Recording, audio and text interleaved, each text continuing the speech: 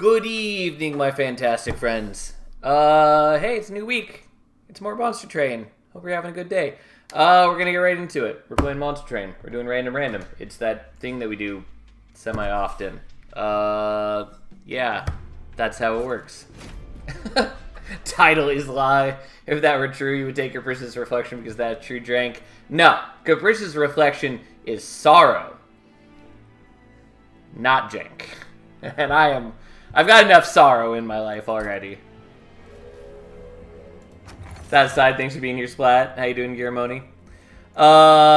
Anyways, we're Stygian Remnant. We got Entombed Explosives. I would have preferred Permanent Mold rather than Dregs. Sorrow and Jank aren't opposites. I didn't say they're opposite. But they are not one and the same by definition either. Urchin Spines is pretty worthless, especially when the best we've got is Frozen Lance. I don't hate the Offering Token. The Entombed Explosive is okay, but I don't know. It's a thing. I mean, I don't give a shit about wing clippings. We'll take Flicker's Liquor, though it remains to be seen if it's going to be useful or not. Kinstone Totem is an interesting pickup. Kind of unnecessary, probably, with Flicker's Liquor. Maybe. Depends on how we transition our deck. But I do like it. I feel like Kinstone Totem is rarer than it actually is. Like, I'm pretty sure all of the artifacts have the same rarity weighting. But I still feel like I almost never see Kinstone Totem show up. Regardless. Not important. And then, what is this shit? I mean, we're taking Chillwind. Handheld Totem doesn't really do well for us. Chillwind at least wins us the early boss fights.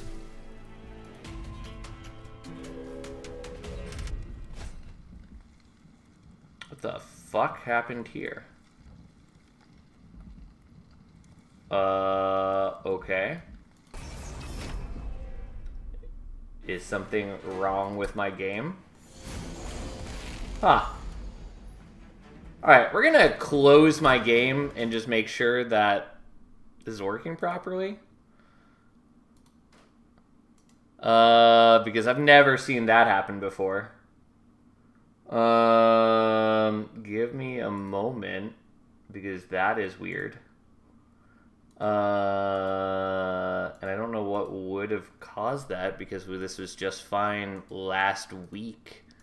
What am I looking for? Verify integrity.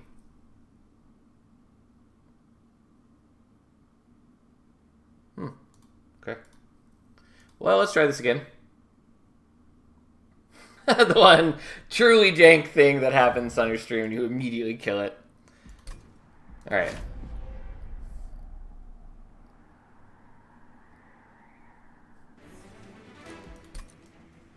Okay, now it's working. Literally have never seen that before. No idea what the fuck happened. It's very weird. Anyways. Yeah, unfortunately, these guys are way worse for us when we have dregs. But hey,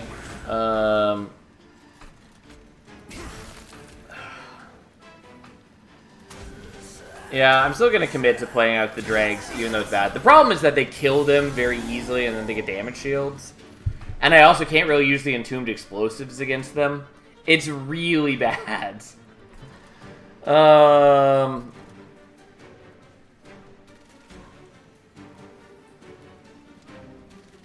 fuck, there's just no good way to do this.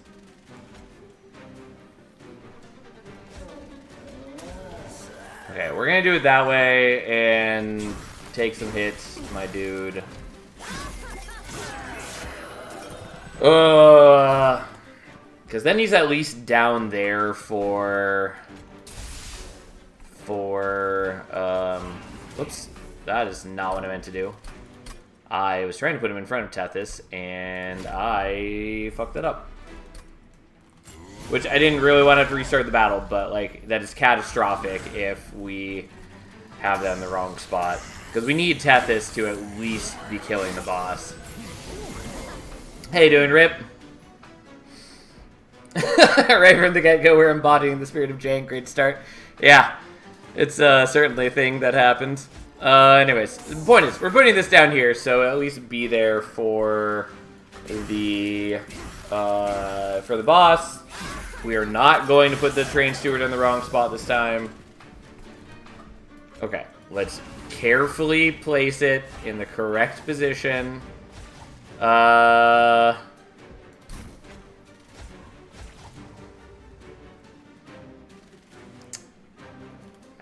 guess we're doing this so we can knock off the damage shield.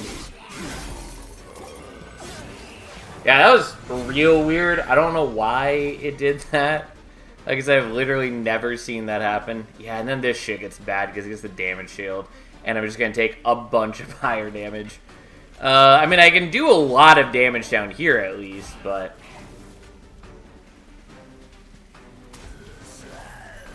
it's just not enough, unfortunately. Yeah. Ow. Yeah. Yeah, that hurt.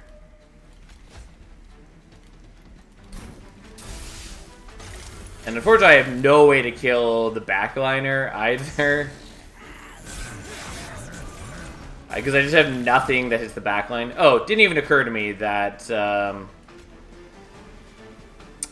I have no defense for Tethys. At this rate, I just lose this fight. Yeah, that's really bad. I feel bad, but we're gonna try this one more time where I don't play it like that. I mean, I'm fine with letting this run end, but it does feel bad to lose on the first ring. Nonetheless, let's just not play the drags. See how this goes. Okay.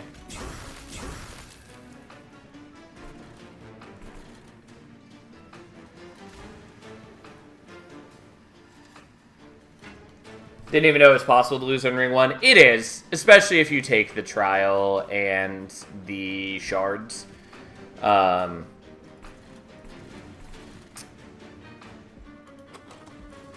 do I want to do here? I guess we leave it. But like, this is also just a particularly bad matchup for us.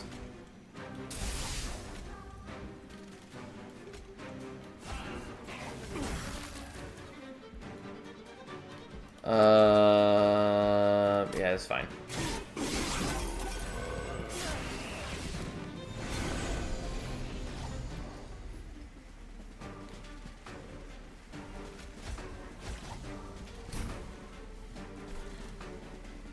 Tez is most guilty ring 1 loss perpetrator in my experience. I mean, that is definitely the case.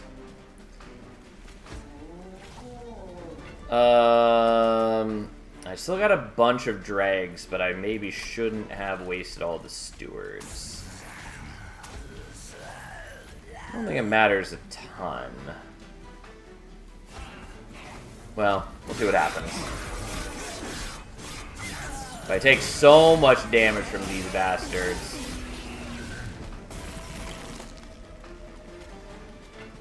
Okay, so... let's do that, which should win it for us.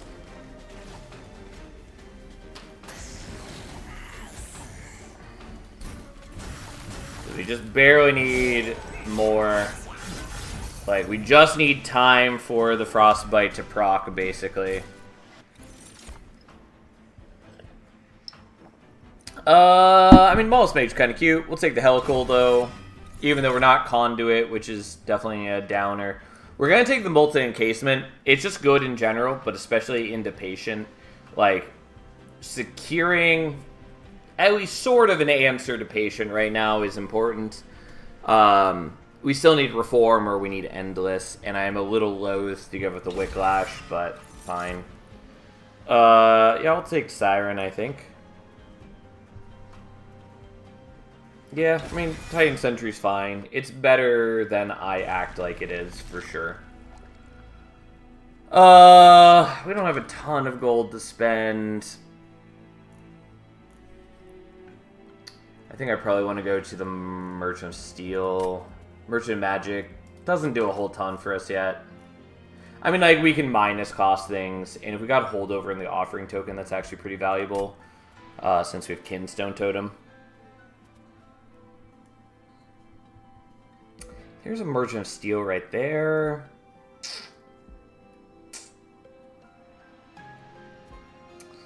On the other hand, looking for like either multi-strike or endless is good. I probably should look for endless. I'm not going to. We're gonna greed. We're gonna do this. And then there's Lodestone Totem. Okay. Well, change of plans.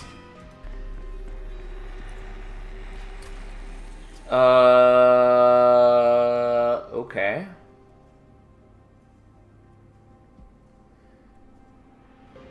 Seems like offering token plus Kinstone is good for incant stacking. Yeah, I mean, you don't really need Kinstone Totem for incanting, but it is nice because it allows you to do a bunch of extra things, especially if you also get, like, Deep Offering, which is a bit energy intensive normally, but then it essentially allows you, well, you can get extra energy off of it. It's good. It's a good artifact. It's not absolutely necessary, but it makes things a lot easier. Unfortunately, I can't re-roll and find holdover off of this. More specifically, I can't afford it if I do. Liquor helps with the lodestone cost in the back end, at least. Really bad split anvil. It's not a bad split anvil, and in regards to Lodestone Totem in particular, it actually works out way better. Because Split Anvil only affects spells. It doesn't affect units, whereas Flicker's Liquor can affect units. And so it does make it way more doable that we can hit...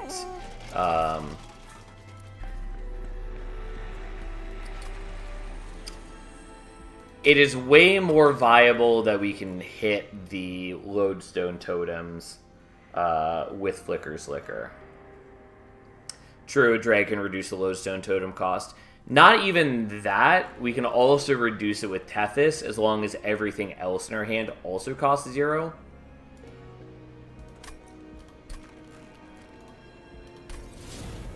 Or as long as we played out everything in our hand that costs Ember. I'm also maybe gonna fucking greed in a moment and self-infuse the Lodestone Totem, even though that creates a 5-cost unit, which is a bit much, to put it nicely. But I'm certainly considering it. And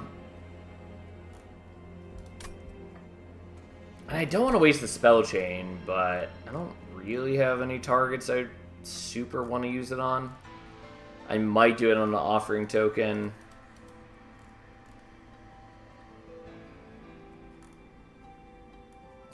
I mean, that's probably the best I've got. If I had Conduit, like, Helical is a good option, but as is, it's just expensive. I still am tempted to do on the Helical. It's just absolutely unplayable at the moment.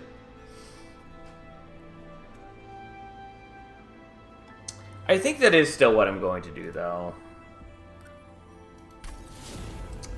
And then if we see...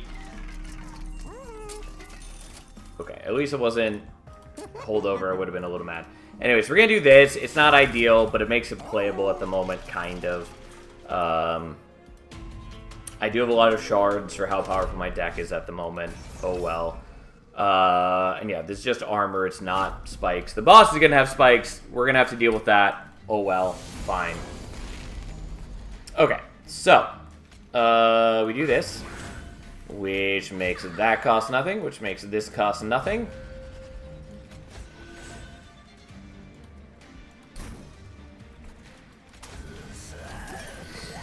And here we are.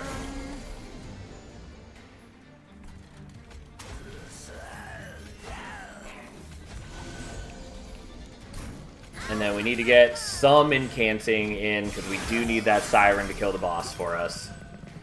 And it needs to be able to survive all this garbage. Regardless, you're going there. And... yeah, that's fine. We'll use this to soften you up, I guess. Although I could have saved the Entombed Explosive if I'd done it the other way. But I thought there was a decent chance that we would draw the Entombed Explosive. So, here we are. Works out. Unfortunately, I do not have a good in-camp deck yet, so we need to refine that. Oh well, we're working on it. Who cares? Like, I really need to remove more units, and I need to just solve problems.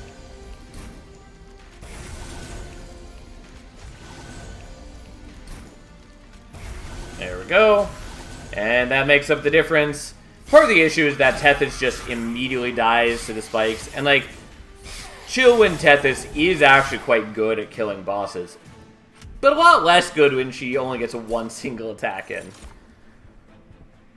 I will take the Crypt Builder, though it's a bit of a stretch at the moment.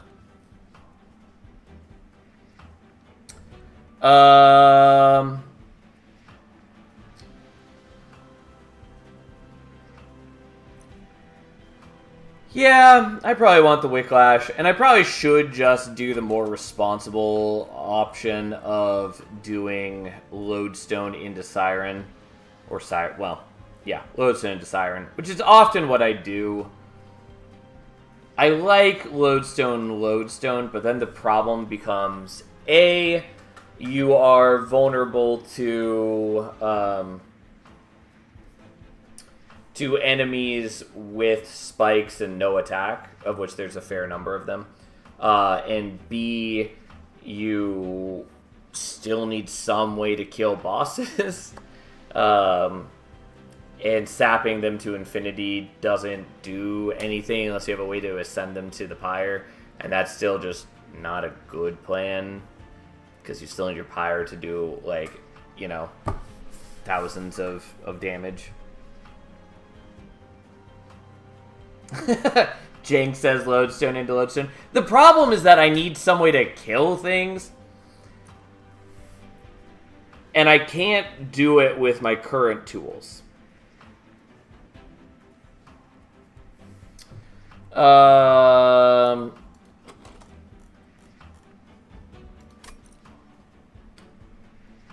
I want the Wicklash? I'm going to skip the Wicklash, even though I should probably take it. And we're definitely skipping this. Right. Also, here we are.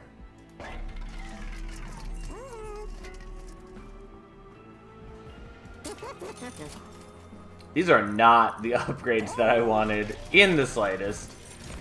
Nope. Yep. What do we got?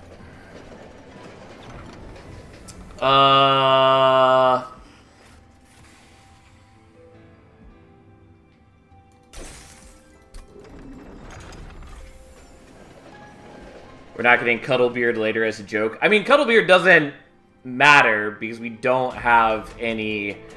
Like, Cuddlebeard only matters if we have Frostbite, and we don't have Frostbite.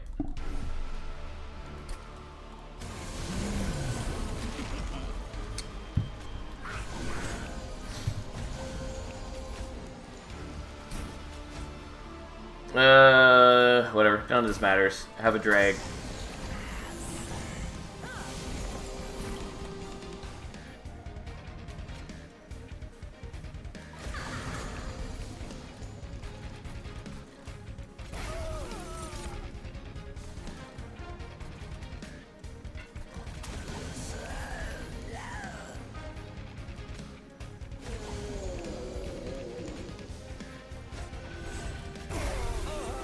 Go ahead and murder those before they have a chance to cause us grief.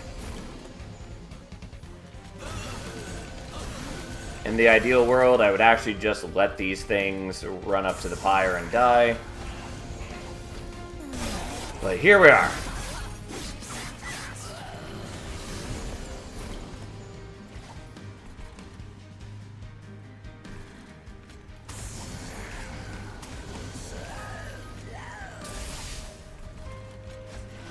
There's a lot of things I should have done differently than what I did there, but hey, here we are. And then, are you shitting me? I just needed any spell here, and I didn't get spells, which will kill me. Alright, fine. We gotta do this slightly differently. Like, I just needed anything to incant with. And I didn't get it. Well, I was basing my entire strategy around the, you know, pretty reasonable expectation of getting a spell.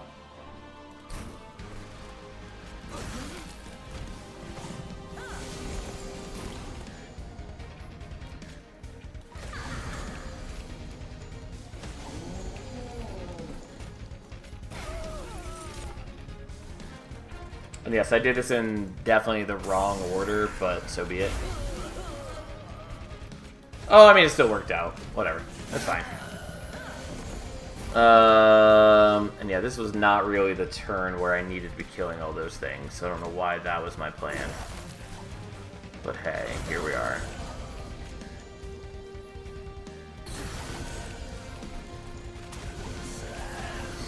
I'm not incanting terribly well at the moment. But yeah, I need to kill some of these guys is the big issue. I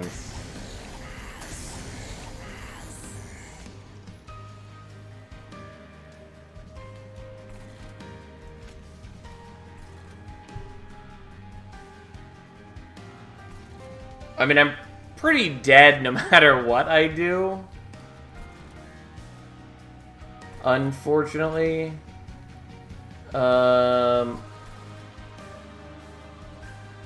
Just because I'm gonna draw those 5 things again. There is a way to manipulate it. Yeah, don't play both offerings turn 1. Yes, that is the way.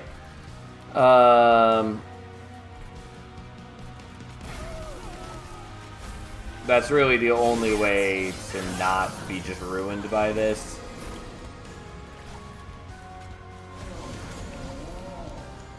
No, this also works. It's not good, but it does work.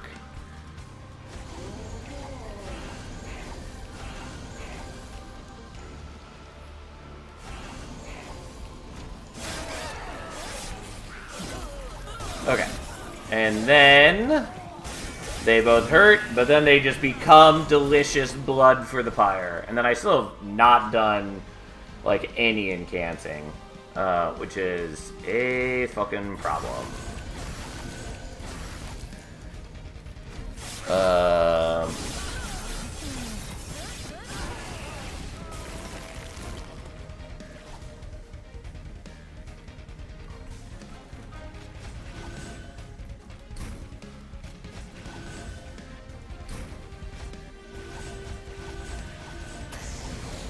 I get ever drained, who cares?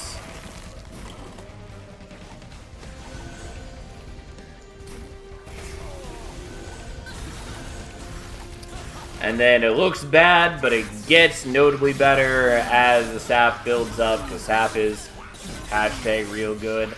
Also, we build up a little more frostbite, and that makes a ton of difference. Anyways, we got there. It was very bad, but it's fine. And then we have Howl of the Halls. What nonsense is this?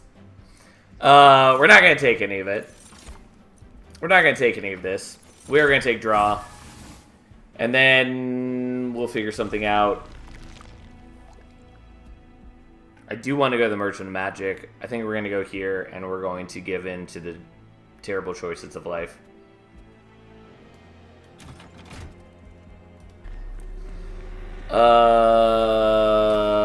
Yep. Here we are.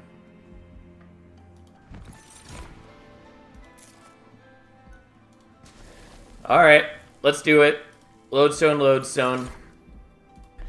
The problem is I either need a way to kill my units at will, or ascend bosses to the pyre, or I need some way to kill bosses during Relentless. I mean, I can use the Siren right now, so like this does still work, kind of. But in the grand scheme of things, we get rid of the Siren and we live a lodestone-only life. Because who doesn't like that, really? And we didn't get Conduit. I was really banking on Conduit. Oh well, fine. I mean, like, Tethys can win Relentless, kind of, as long as she survives till then. So, like, we could just put Tethys with the lodestones. That is an option. It's not a great option, but it is an option.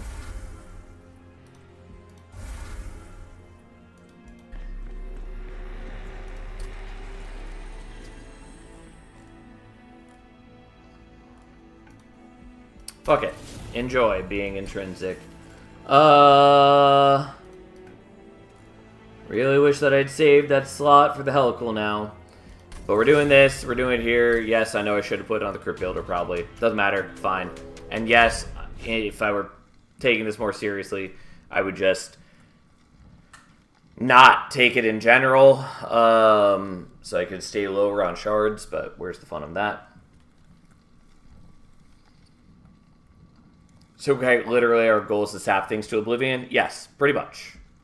Is it a good plan at the moment? No. Also, we're going to take this, which is also questionable at best. I mean, there's a good chance we can make do, but it's not clean.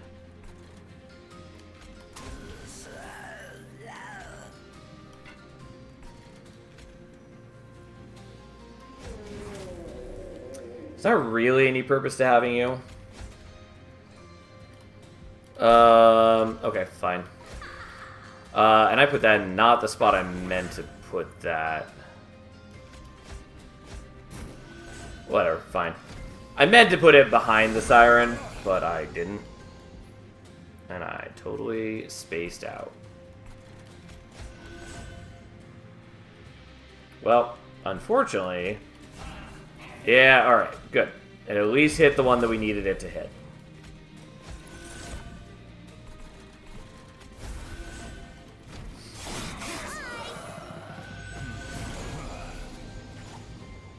Yeah, once again, part of the issue being we need to have a deck that's actually good at incanting. Turns out that's kind of a requirement to doing an incanting deck. Okay, unfortunately he does fully heal, but I'm also not at super low HP. And I get the kill with the Pyre, which recoups a little bit of the health loss. Although you're just going to fucking murder me at this moment because I just am not drawing my spells when I need them.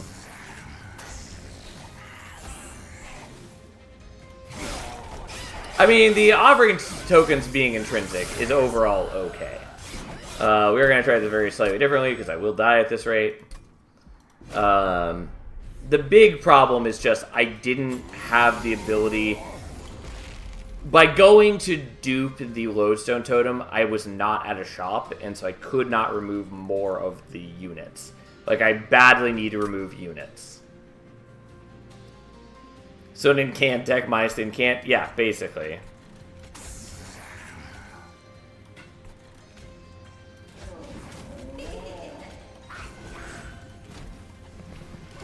But also just doing the, oh, and I just can't play at the Lodestone Totem, which is also suicide. That's not going to work. Yep. This is also why we need to remove the Siren, among other things. There's a lot of problems happening, unsurprisingly.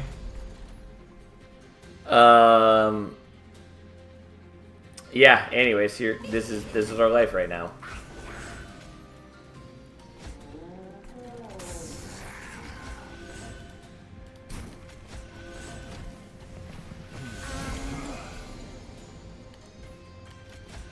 Okay. Now we play that there.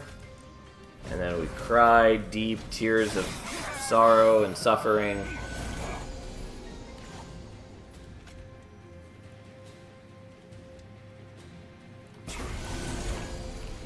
You do incant decks quite often, probably because it's the most successful strategy in the game.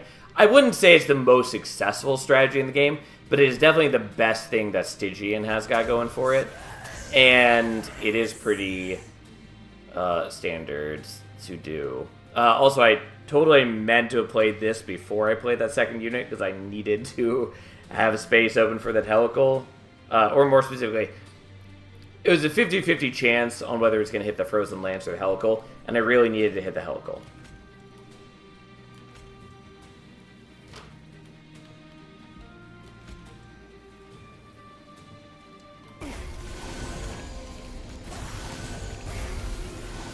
Yeah, unfortunately, that still doesn't kill here.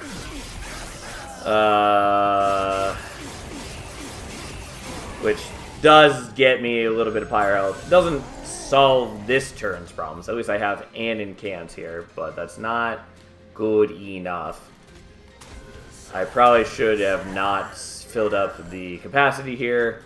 Oh well, so be it.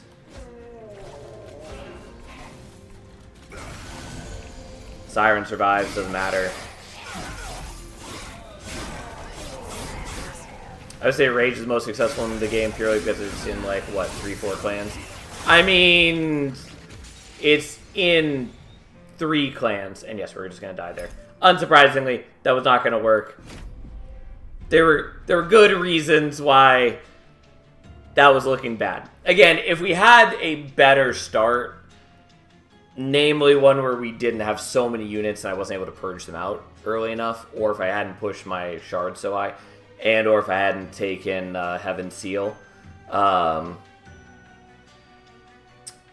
would have gone a lot better. And yeah, there are 4 clans. I was forgetting that Stygian has it. It's only majorly a part of, like, Hellhorn, but there is some of it in Umbra. There's 1 unit with it in Stygian. And there's 1 unit with it in Melting.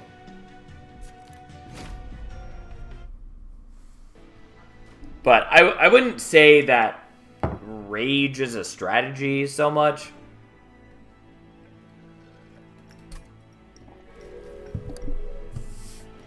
Not in the same way that, like, building an Incant deck is. Like, you don't build a Rage deck.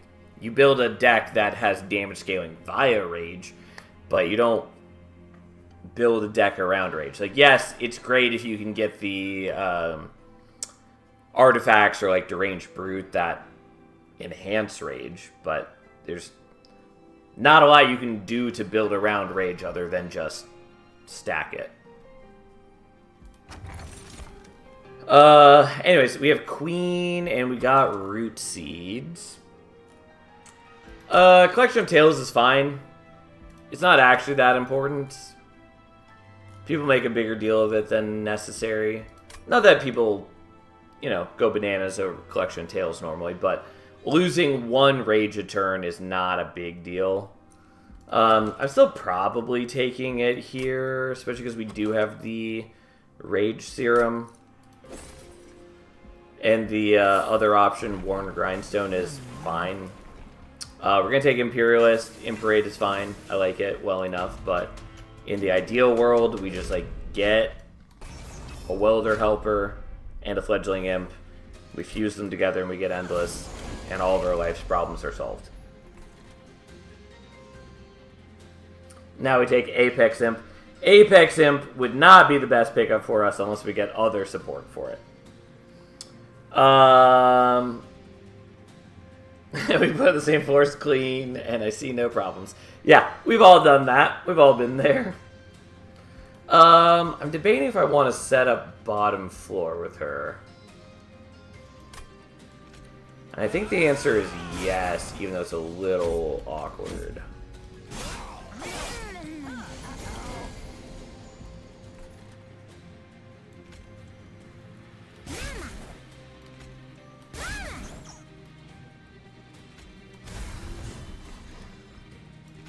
Well, I have to vent to kill that, which is not how I wanted to do that, but it does work.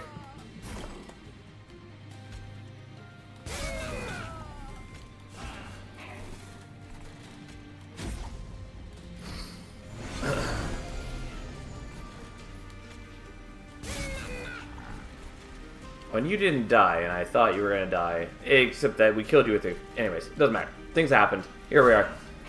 We're getting a lot of damage on the boss right here. We burned through his lifesteal. Not what I was hoping to draw here. Okay, well, you already die in one hit, so let's maximize what we can do from you. And 37 puts you down to what? 33? No, 23? Unfortunately, the root seeds doesn't allow us to get you down to 20. If I could have gotten it down to 20, it would have been worth doing the root seeds instead of the scourge, because we would have taken one less hit on the pyre. Oh well, here we are. Ritual battle's great. It's not a welder helper. Fuck that. I mean, we'll take the Animus, maybe. I mean, I'll take the Animus. We are contingent upon hitting like a fledgling imp right now. Also, we're up against Chase, which does make status builds, i.e. Rage, worse, but whatever, fine.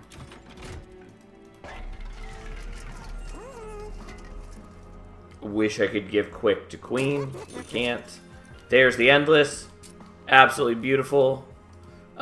Except that we don't really want it on the Welder Helper. We want it on a fledgling imp, but fine. We'll take it anyways.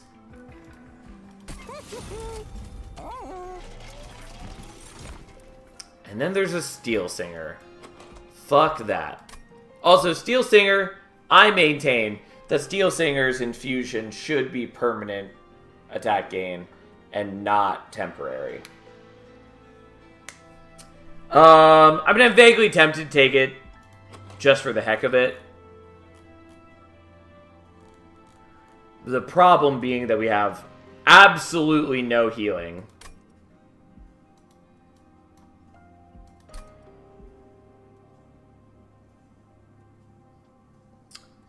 But I could live that dream.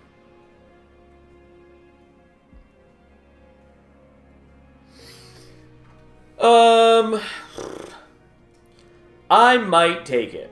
Is it the right play? Absolutely not. Is it a play that is maybe workable and cute? Kind of. Oh, it's going to be much worse than 60 gold to do it. Because we're going to take that right now. And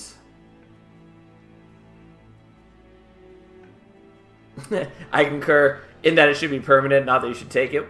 Well, we're already there, Tiny. Do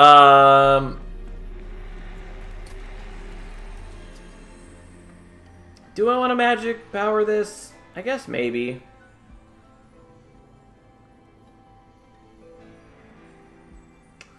It's not incredibly necessary for me.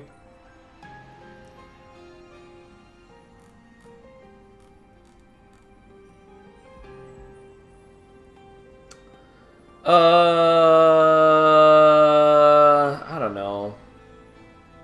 Fine, let's do it. And then let's just get rid of the other one.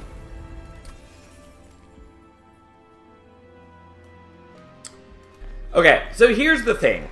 I'm strongly considering that we fuse the Animus to the Steel Singer, even though that is a bad plan at the moment.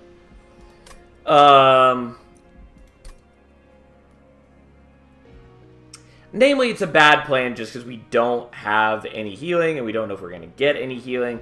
And realistically, I could just wait till this ring to do it instead, which is a more responsible plan. But, like, what if we get another imp that we want to fuse? Also, I could just go to the Hell Vent and fuse Welder Helper to Welder Helper. Fuck it. We're living the dream.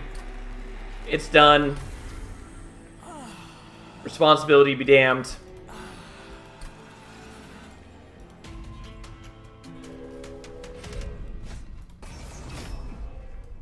Now we just need to draw the Welder Helper in a reasonable time frame. Which is to say, like, right fucking now.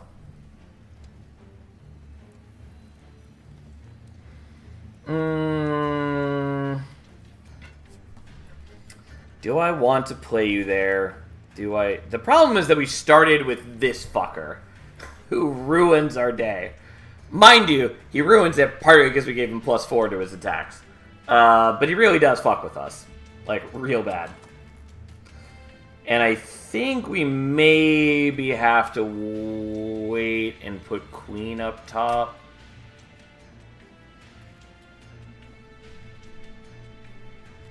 I think that's maybe what we have to do.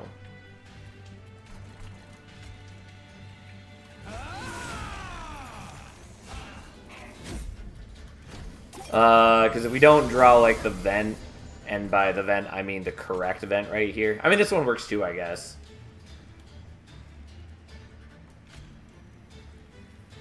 I mean, I don't really want to spend all my Ember on it, but apparently that works. Also, for some reason, I thought these guys had armor, and so I thought it was more restrictive in what I was capable of. Turns out, not the case.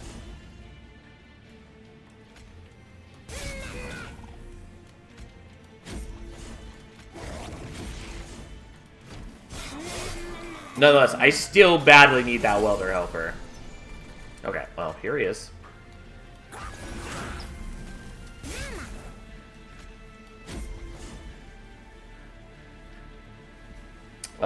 I meant to play that welder other impling up front, and I totally didn't, and that was a mistake. Oh well.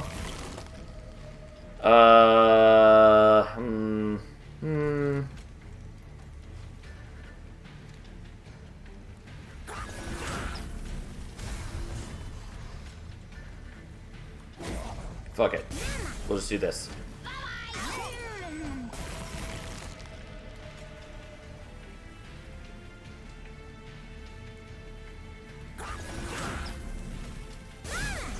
We're playing this one here because it doesn't matter. It can't meaningfully block for us. Because it will attack into... I guess you could have tossed it first. I forgot that that's how that works. Anyways, I took a bit of extra damage. That was a mistake. It's fine. It worked out enough.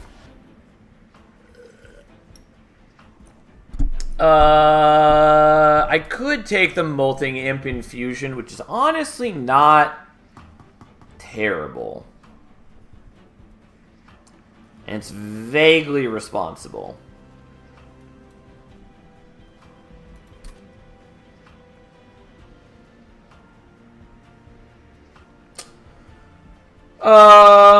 Do I want that?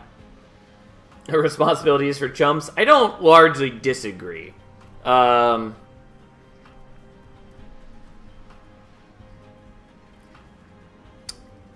It's sort of nice.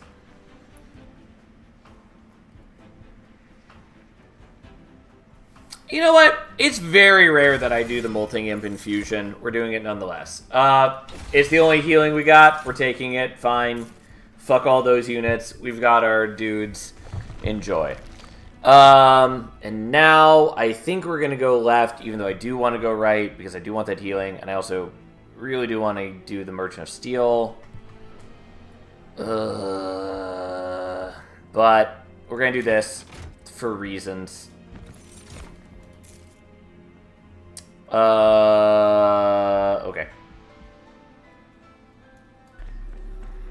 Hellvent the Sap. We're not going to Hellvent the Sap. I would like to do that, kind of. But what we're actually doing is we're fusing this into the Welder Helper. We're -2ing something. Who knows? Who cares? It's going to be this. Even though I would... Whatever.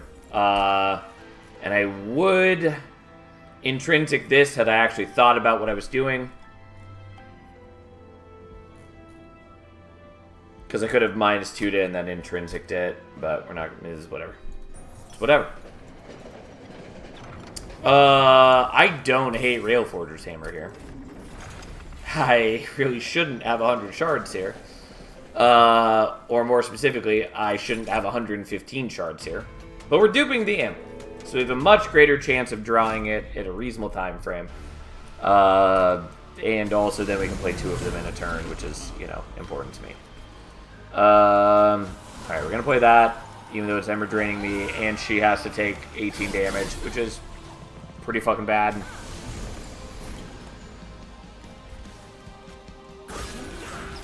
But we now start solving problems.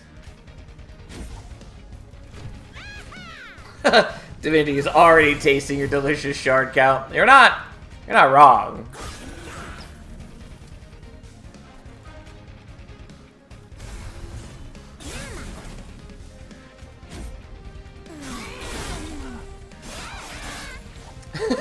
So to the person who asked how to survive the first major boss while playing the DLC, it's called Don't Do the Entirety of the Start.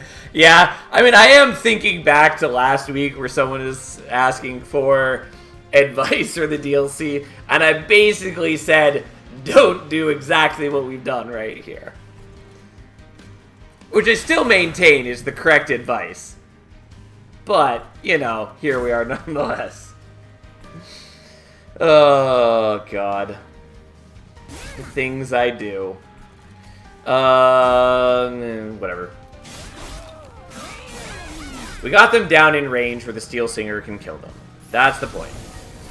And by having the Molting Imp Infusion, we now are able to survive that much better. And fuck it, have 30 more damage, I guess. Although I could have hit them here, I guess. Anyways, he's finally scaling. Is the worst fucking possible scaling that a Steel Singer could have, basically. But it is happening.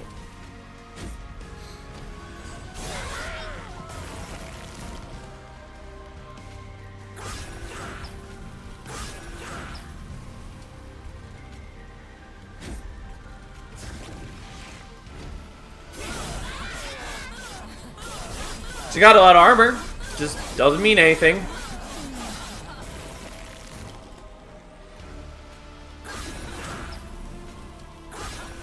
And victory is ours, and we even heal slightly more. Look at us, building up permanent damage. Truly the way of kings. Alright. There we go. What a fight. We'll take Unleash the Wildwood at least. We were skipping all this garbage. Now we have some meaningful questions. And I think we're going for draw. Though I admittedly kind of want to take Ember because it makes the first turn situation a lot better. But we're gonna take draw. And if I am offered Imp Parade, I'm gonna take it. Give me holdover? No.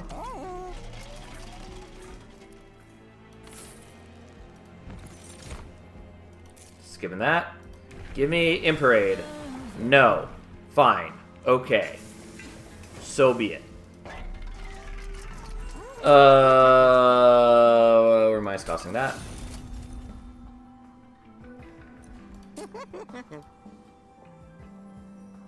Do I actually want to do this? Not really, kind of. It feels real bad, but yes. Thank you. Is it good? No. Not remotely. Is it good enough that I've done it? Yes, kind of. Fuck me, we're getting rid of Stewards.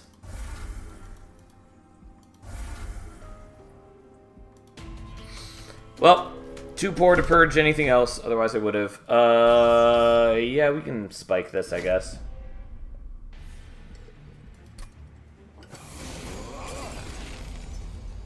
And we did start with you. Okay.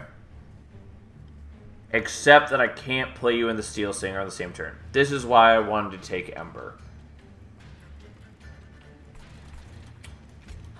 Okay, well.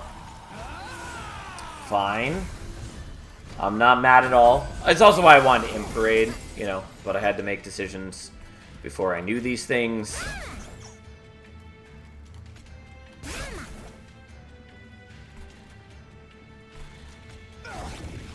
Yeah, you guys are gonna heal a lot. Oh well.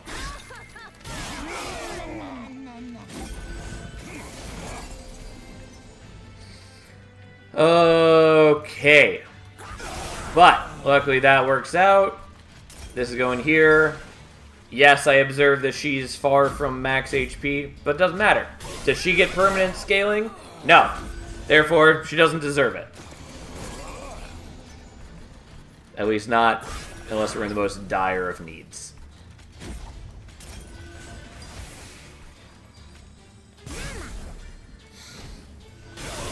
Anyways, Queen handles our sweeping needs, basically, and we're just going to be building up our stupid Steel Singer as an eventual sort of game-winning proposition.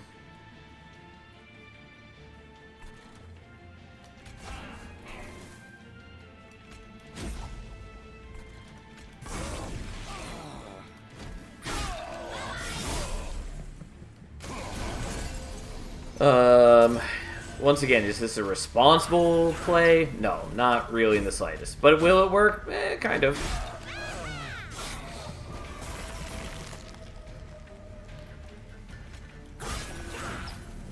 This is one of those times where I wish that I had... what am I trying to say? Hell's Banners. Or Queen's Tail. Or, you know, any number of other things that would have been really nice.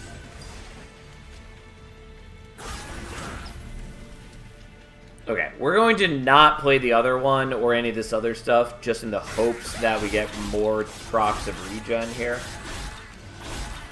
Because by being slightly less efficient, it takes slightly more turns. Railhammer's not bad. Skipping all this. Restoring Retreat is not the kind of healing that we want. Eternal Flame would be MVP. That would also be appreciated, for sure. We're going here. That stuff's nice. It doesn't matter. We're going here. No. No. Fuck you. I wanted Multi-Strike. It's fine. Quick would have also been acceptable. Sure, fine. Enjoy.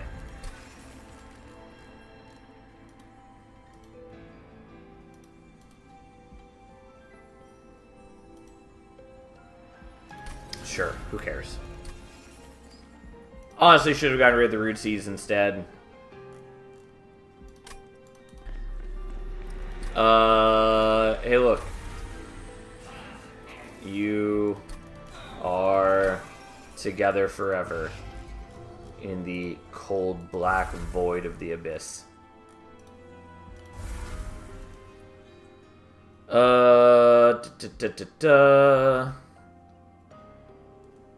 Okay.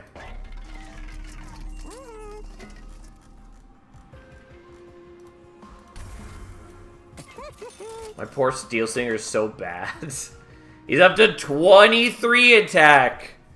What did he even start at? It's like 15, 10, something. 20. That does not sound right. Oh, he's minus from the Animus. That's why. I was like, there's no way we've increased it by 3. I know for a fact that's not true. Oh, God.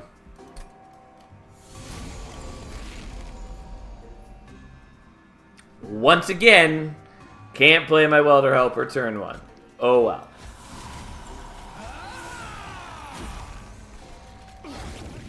So be it. Okay. Ta-da! Oh, and you have Sweep and Multi-Strike. What an asshole. Which means I can't play the Impling out there. I mean, I can, but he just kills it, and I don't get to toss it, and yada yada yada. Oh, well. It's fine. Steel Singer can handle it. We fully heal him every turn, so.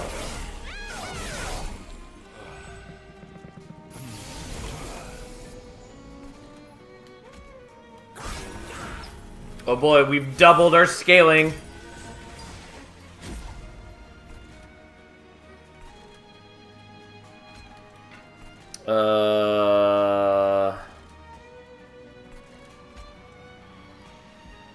Yeah, I am a far ways from killing you, which is actually sort of scary.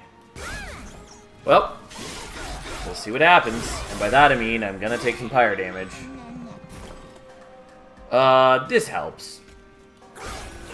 Turns out having my units at a reasonable time would have also helped. More specifically, what I mean is,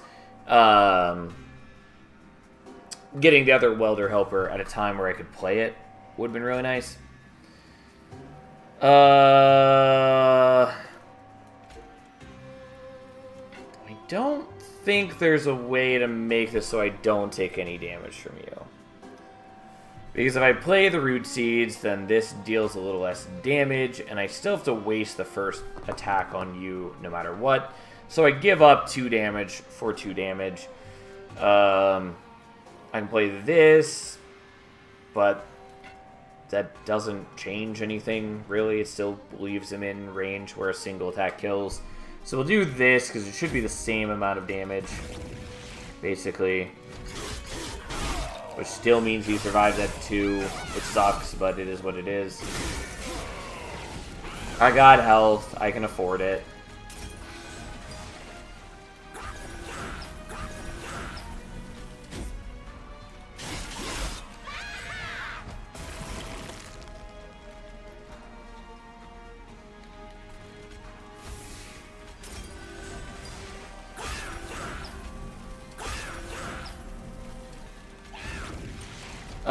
Self-made Harpy might just kill me, given that it does 80 damage per round.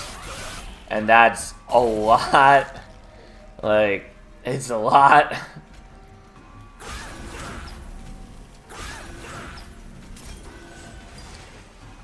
Yeah, unsurprisingly, we're gonna lose here. Because I was not prepared to deal with Self-made Harpy. I mean, turns out having 175 shards at this ring is bad. I even had a decent amount of regen, but taking 80 damage per round is it's a lot. Once again, one of the many reasons that healing is a bad strategy, or bad defensive strategy in this game. Because if I were stacking armor, like I could have been stacking enough armor that we maybe could survive that. Anyways, basically just don't take 175 shards into ring 5. Which, you know, was purely my own fault. We all saw that I was pushing it for no good reason. Should maybe take it a little more seriously so we can actually win a run tonight. Anyways, we got Penumbra, the worst champion in the game. Mark of an Exile is sort of okay for you. And I don't like rationing scales, so sort of a moot point. Cheater's Hand is good. A little annoying to use sometimes. Vapor Funnel is good. And Forever Flame is solid. Not incredibly necessary here, but it is not bad.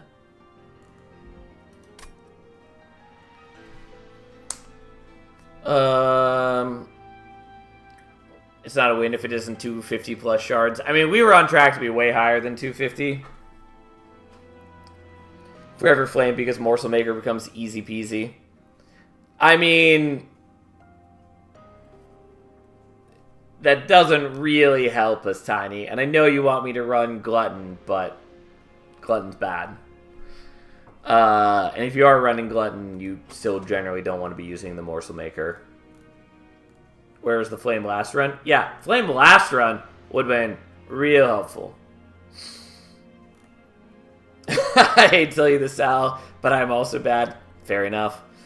Anyways, realistically, Forever Flame is not bad with the Entombed Explosives. Sort of. If we end up doing Endless, it's very helpful. There's not a lot in Clan that we would want Forever Flame for. Technically, Overgorger, if we really wanted to run Overgorger. But Overgorger's also bad. Is Big Sludge 2 cost? I don't actually remember.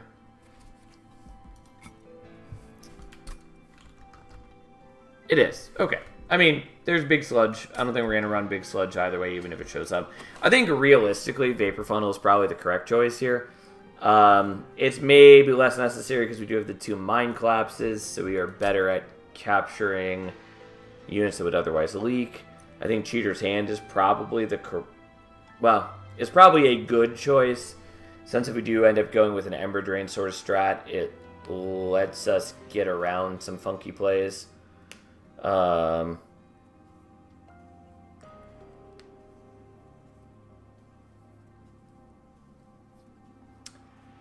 feel like I probably should take Cheater's Hand. It works really nicely with like Furnace Tap, among other things. But we're gonna take Forever Flame. Whatever. There we go. Enjoy.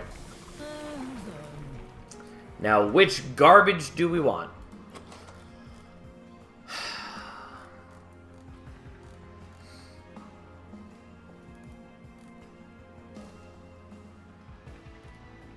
I mean, I might run Glutton just because I know you all want it, even though it is bad. But Architect, like, I hate that Architect is Penumbra's best path just because it gets Penumbra out of the way. Like, it's a bad path that does almost nothing for you, and it's really sad that that makes it Penumbra's best path. Like, this is a different story outside the DLC, but in the DLC, like, Penumbra is just not good.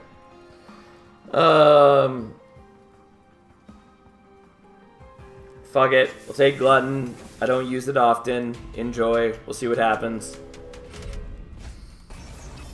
Oh, look. Marco Invasion. One of those times where it would have been really nice if it taken Vapor Funnel. Oh, well. I mean, realistically, we're still fine here.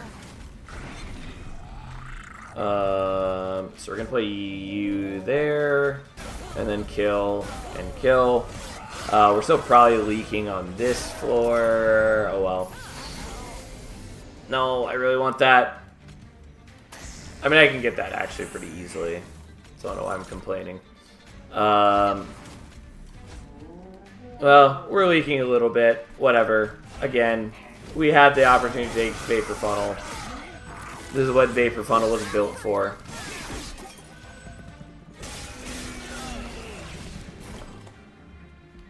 I really like Ember Cache. I like it a lot less right now, where it does effectively nothing for us.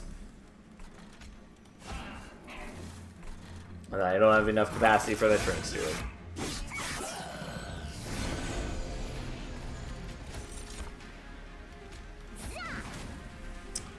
Well, time to take more damage. As one does.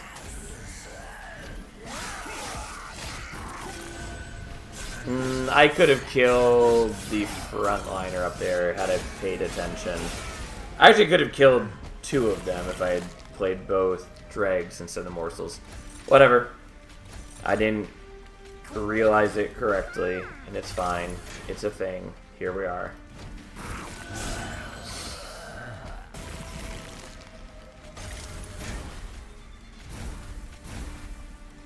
Well, all of that, and we got 2 morsels, which we didn't need, but hey, here they are.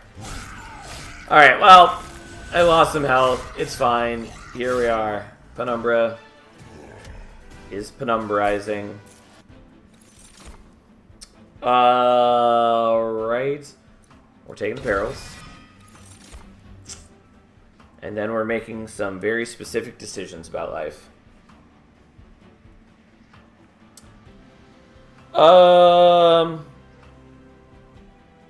You know, I think we're gonna take the Subsuming Blade. Normally, I would take the Draft here. But hey, we're doing this. Look at us go.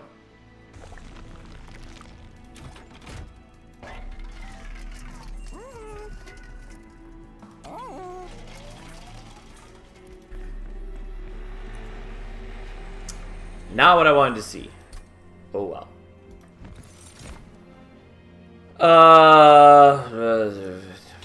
Enjoy.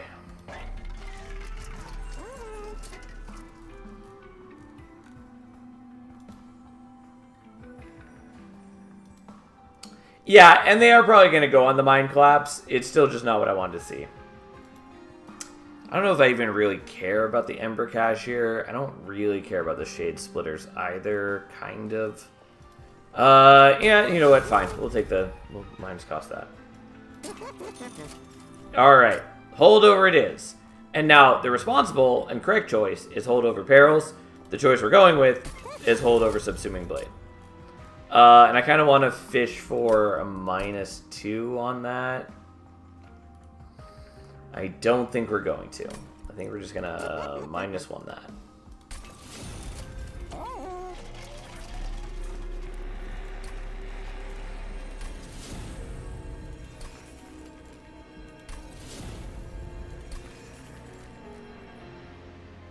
Alright, the irresponsibility begins. I mean, it happened a while ago, but we're already at 65 shards with not a lot to show for it. But so be it.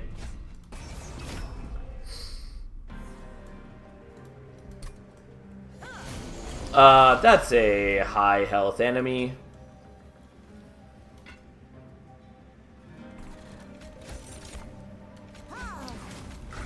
Okay.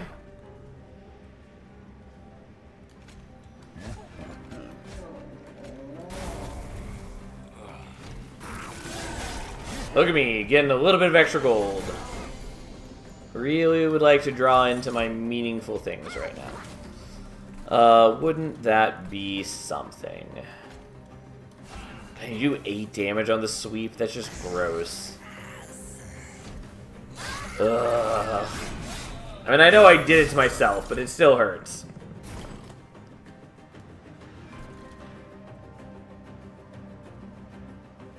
Well...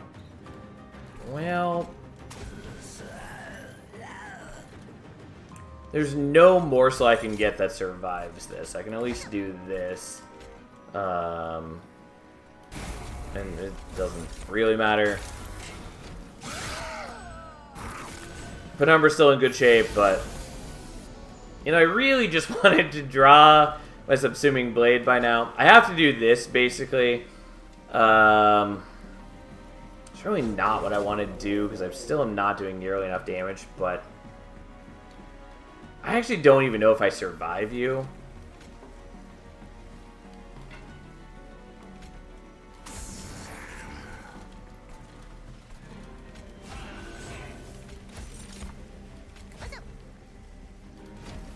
Like, you doing 8 damage really hurts. Yeah, I do, but just at really bad life. Yeah, could have used this forever ago. It doesn't matter where I play that, he just kills it anyways. And then I worry that Penumbra's not gonna get the kill. Yep. That helps a ton, but it does not help enough. I needed more Penumbra to have eaten more morsels. But there were several turns where I just couldn't.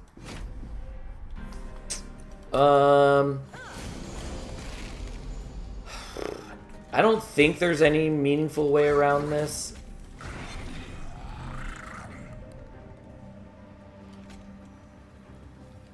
I mean, okay, I can do this differently. Because I can just do that, which works out a lot better. I do still get the Scourge card, unfortunately, but hey, here we are.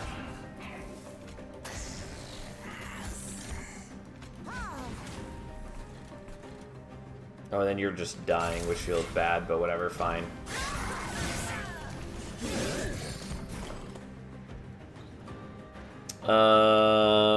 This still feels real shit.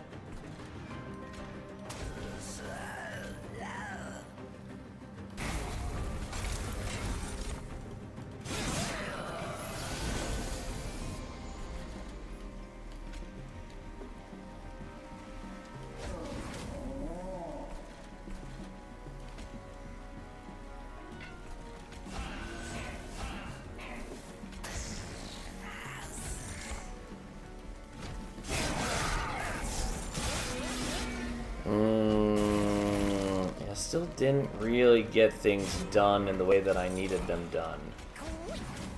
Too much sweep bullshit really fucks me. Because, yeah, like, if I could just get you to eat that morsel, it would all be fine. But I can't. Because you're stupid. I mean, I did it to myself. Also by taking 65 shards. Again, not playing particularly well tonight. Which is a thing. I just really wanted to live the subsuming blade life. Would have been rather helpful if we drew it at a time where it mattered. Yeah, I don't think there's really a way to solve this.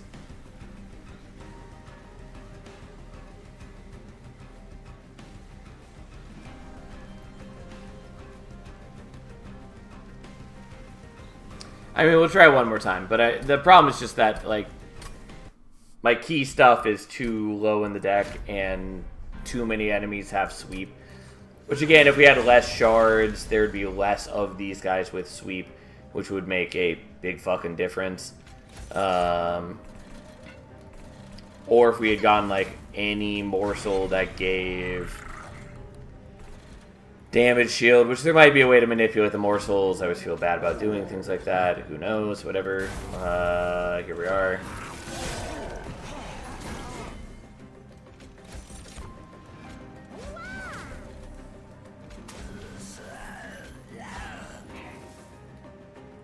I don't know why I played you up there. Doesn't really matter. Doesn't change things.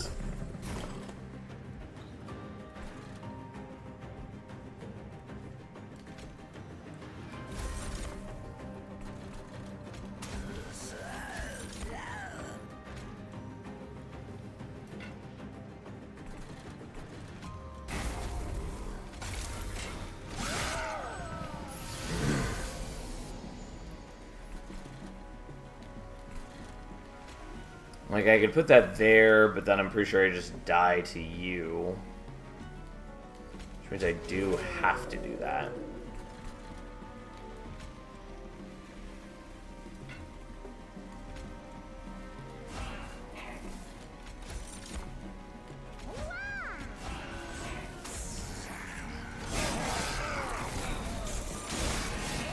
Yeah, because you do so much damage to me. Yep, this looks essentially the same. Like, unless I manipulate it some way where we get, like, a damage shield or a lifesteal morsel for Umbra, or for Penumbra, then we just lose. I'm gonna try it one more time just to see if we can cheat our way into doing that. There's not really a good reason to do that. If I should just play better and be taking less shards. But hey, we'll see what happens.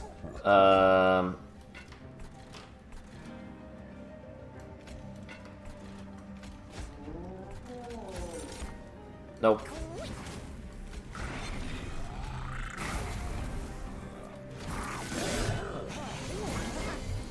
Gonna go get a Red Bull from the old corner stores, you would say, Sal? I would definitely not say that, but, you know, you do you.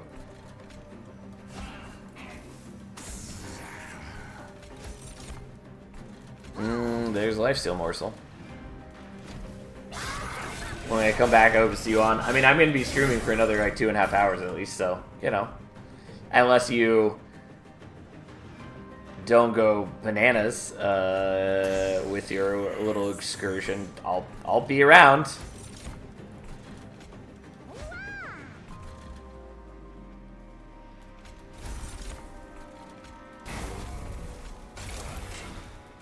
By root stings, do you mean root seeds? Since that's the actual name of a card.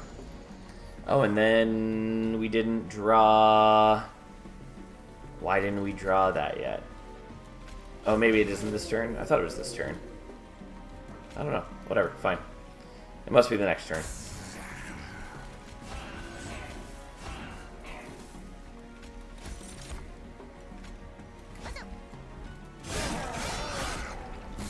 And I think I already was drawing that lifesteal morsel with you earlier anyways, whatever. It just doesn't help.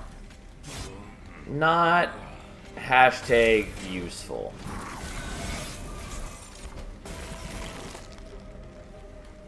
There's the perils, at least. That's something.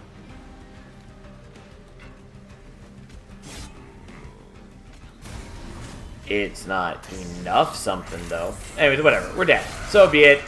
Turns out, I gotta start just not taking a dumb amount of shards and start playing actually seriously. Or at least seriously enough that we can finish a run. I have not been anywhere close to finishing a run, despite being online for over an hour now.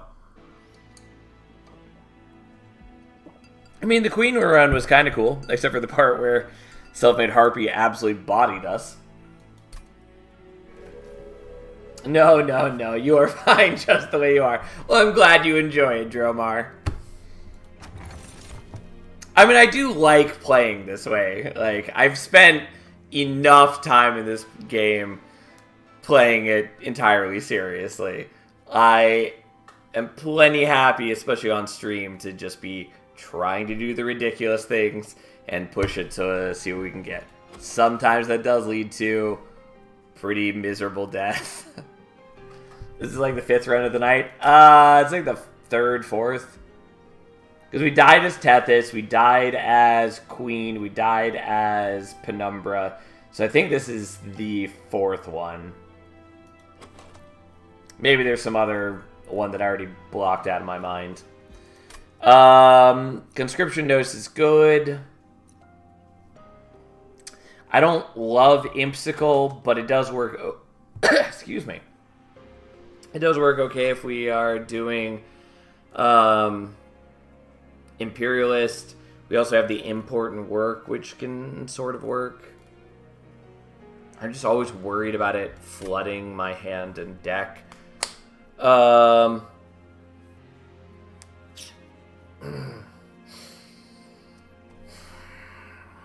kind of want to take it, but I really don't love it.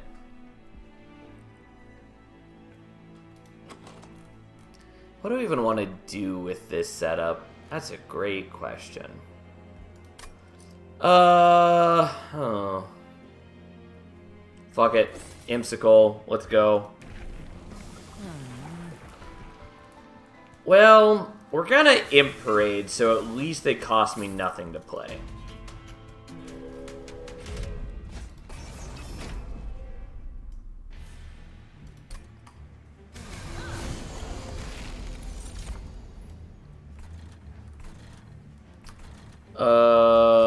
Okay. Enjoy.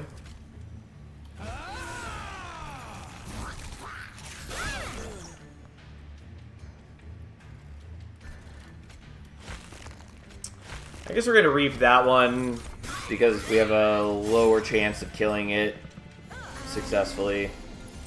I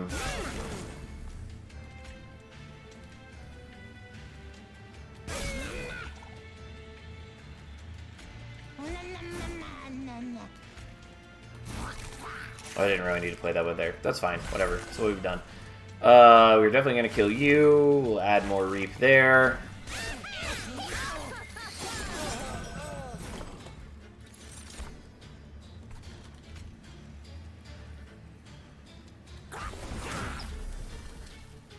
I did not entirely mean to do it like that. I have regrets. Because once again, not quite killing you. Need to do the impling. I didn't. Oh well. You take 8 damage from the reap. Yeah, if I just done the impling, I could have killed. Anyways, we're gonna do this now. Because it doesn't actually make any difference in terms of how much fire damage we're taking. And I'm only taking 2 damage. It's not a big deal. Found all my stewards, I guess. Annoyed that I'm still not killing you. Whatever, fine.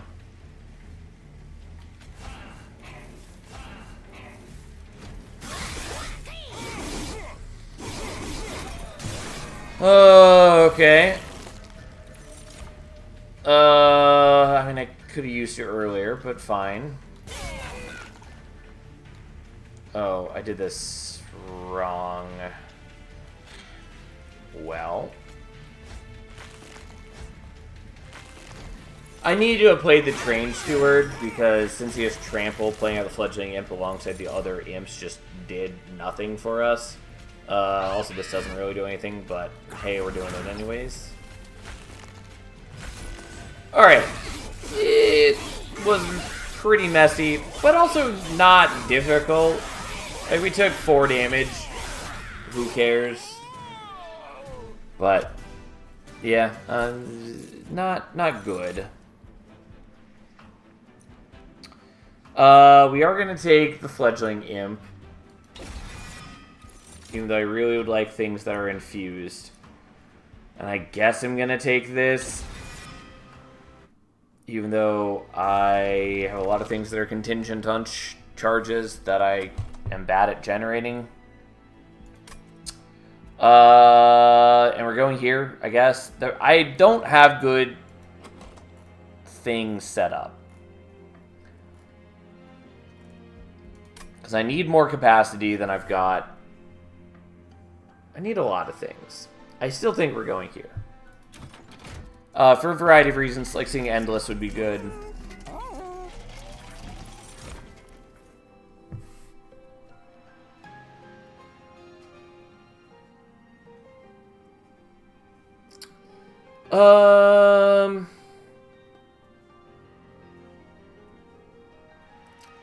So we got problems. So the problem being that I'm absolutely terrible at generating charges currently. Like, simply atrocious. And so Keeper wouldn't be getting a ton of benefit. Bog Chrysalis would be very hard for us to hatch. Bog Chrysalis is a lot better if we can hatch it, especially if we get Endless on the Fledgling Imp. On the other hand, Fledgling Imp, if we hatch the Chrysalis late in the fight, it's just real bad for us because it would drop all the rage that we'd built up on it. So we'd have to get a lot more efficient at that. Obviously, we can transition away from that into other units. I think we just take the Keeper right now. It's not good, and I just don't have the capacity for what I want to do, but still probably the best we've got. It's just not terribly appealing. I'm going to have a real hard time hatching the egg. And I kind of want the quick. I think we're going to skip. And then that's not at all what we wanted to see.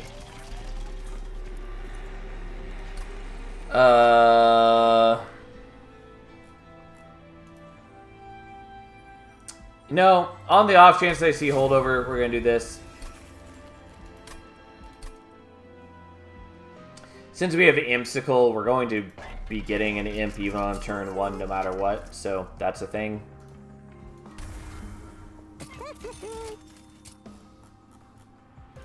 And we're just going to thin out some of the stewards, because I already don't have capacity for most things I want to do. I mean, the spike's sort of a problem. We're still going to take it, because we are. That's just life.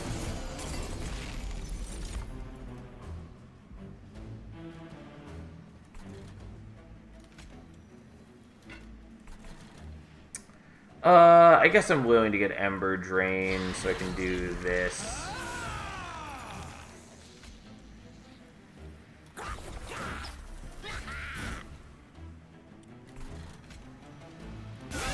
I sort of like to play these on top floor to generate some stats, but also I would like to have less things on top floor next turn. So, let's do that. And that, and that, and I would like to not have to use the Reap there, but I also don't want them to have a damage shield for next turn, so there we go.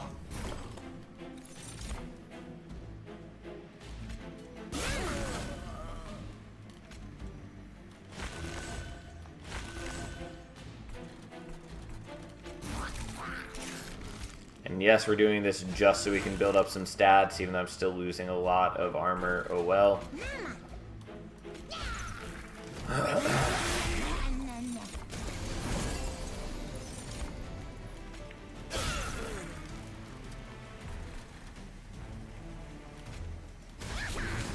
Don't mind me as we reap our own imp for sweet, sweet power. Delicious, unbridled power. More specifically, so that we don't waste the capacity on it, and so we don't get ember drained.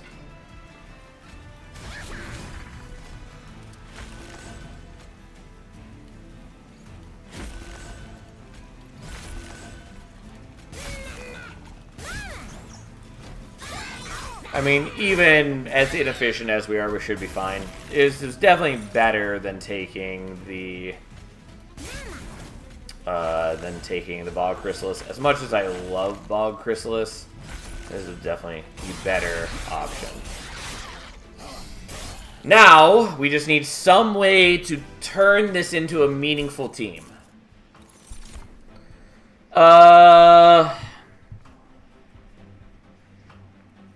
I do like Hidden Passage.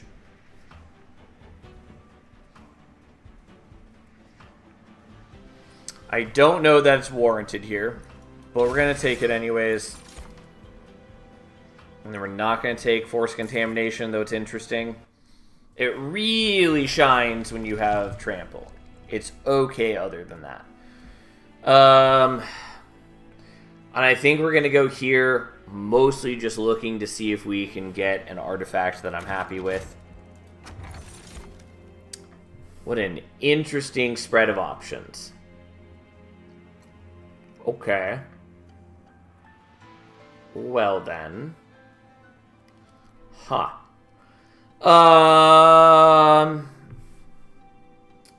What I wanted was something like Carving Koriska or some other things that have totally fled my brain as I contemplate what I'm doing here. I returned. It's not my request you to lose that quickly. Well, A, I don't always take requests, and B, I figured you wanted me to start the run while you were here, Tiny, and you weren't here, so that's that. Anyways, what am I actually doing here? Am I taking Guild Marker? Am I taking Gurg's Goad? The problem is I kind of just want to stick with the Keeper, which doesn't work with Gurg's Goad at all. If I do swap to a demon, though, the extra multi-strike is really good. We do have the Fledgling Imp, so we could potentially use that for scaling. Getting like a Horned Warrior with a Fledgling Imp that's got Endless with a natural multi-strike 3 is pretty good.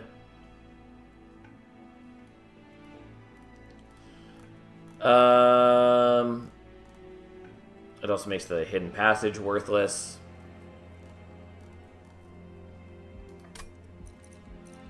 I guess we're probably just taking Gurg's Goad.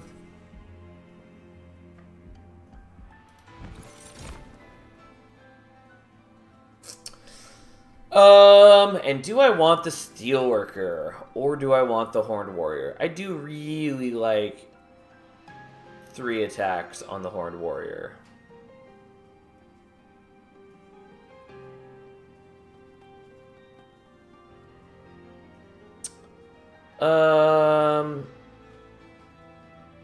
But it does also feel irresponsible. You know what? So be it.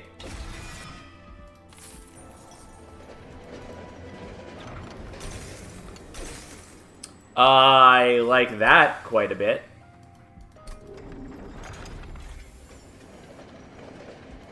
And then we still gotta somehow make things into meaningful things.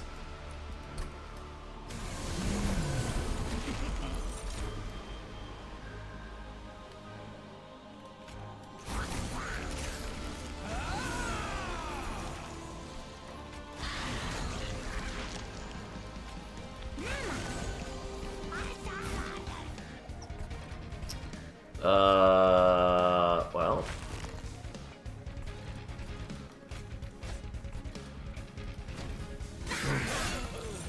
We're doing that just so we can separate them, so then things can happen. Here we are. Okay, we're gonna put that there, so then we avoid the Ember Drain, and you'll kill that one, and that's grand and wonderful. So be it.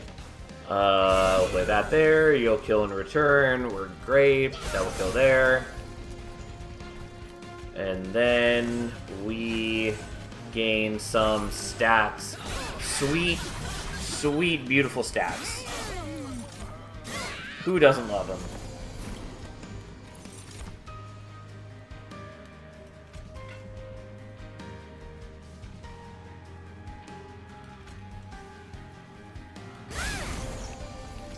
Maybe we should have done that differently. Here's where we've done it, nonetheless.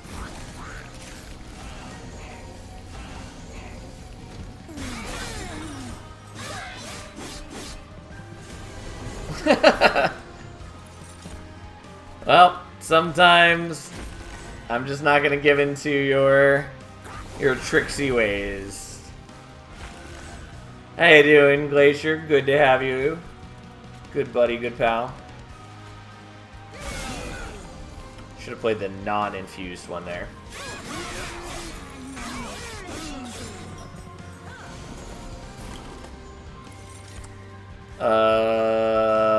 I mean, maybe I just do this so we can knock off that damage shield. What I really want to do is the Fledgling Imp.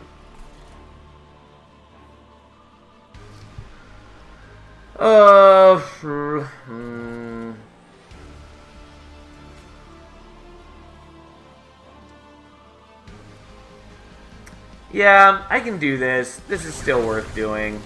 We do have to do that to get the kill. That's fine. Who cares? Not I, for sure. And then let's just add some HP there. Could have HP'd this guy. Why would we want to? Where's the joy in that? Let's do that. And I guess that too. Although, once again, I need to stop playing the charged ones. I need to be playing the non-infused ones, because that is a more helpful use of my life. Whatever, you can go there just to block. Why not?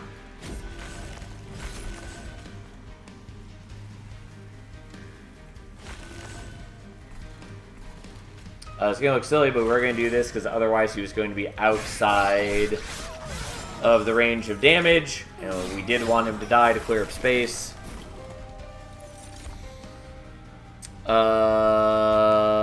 Yeah, fuck it. Enjoy. Have that there. And then there. And then... who cares? Doing good. I'm slowly getting everything unlocked. Nice, nice. Glad you seem to be having a good time with it. If it wasn't already clear. I love this game. I mean, I like deck builders in general. Like, that should be of no surprise to anyone at this point. But Monster Train definitely my favorite. It is so much fun to me. I mean, it also helps that I like tower defense games, and this is sort of a mix of a deck builder and a tower defense game. There are games that have come out since that are a much, like, you know, heavier mix of that, obviously. But I know you'll love this game. Yeah. I think that is pretty fucking clear by now. Perfect Insanity is cute. Doesn't really help us. Eternal Kinstone is a maybe. I think we don't want it, but the problem is that my defense is bad. If I'd gotten a Welder Helper, we'd been in good shape, but we're not. I'm going to skip an Impelate. I basically never take it. We're going to skip all that. Though I need an infusion. And I think we're taking capacity. I mean, I know we're taking capacity. The problem is that then our draw is still bad, and so are a bunch of other things. And I guess we're going here, though I do need to visit a Merchant of Steel. But there's a Merchant of Steel there. I mean, I do really need Endless. So maybe I do actually want to do that. But then I'm giving up a chance at a meaningful infusion. I mean, I can do the Keeper infusion, I guess. It just doesn't do a whole lot for us. It's not a great infusion for us. It's my second time fighting Ragnaroth and Dimensionals, and only have one more hero to unlock that is available. Having a lot of fun with that one. Dimensionals is a lot of fun. I really want them to... There's a lot of changes I want to see them make for Dimensionals. I think what's there is a lot of fun. I think looking at it in a long-term sense, I need them to make changes for it to be more compelling for me to sink a lot of hours into.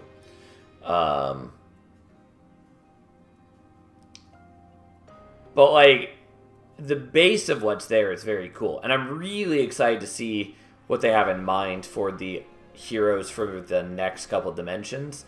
Since every dimension has essentially its own mechanical focus. Some of them stronger than others, of course. But so far with the 4 dimensions that are in there, they've done a good job of having a pretty wide spread of effects, and I think that's really cool. So I'm really excited to see what they're going to do with Sky Dimension, Shadow Dimension, and Speed Dimension. Since presumably they already have gameplay in mind, even if it's maybe not, fully developed yet. So, anyways, I'm excited, but I do really want them to change a lot, and I don't think they're going to change as much as I want them to. Which is always a little frustrating, but I also know that games are not designed for me and me alone, so, it is what it is.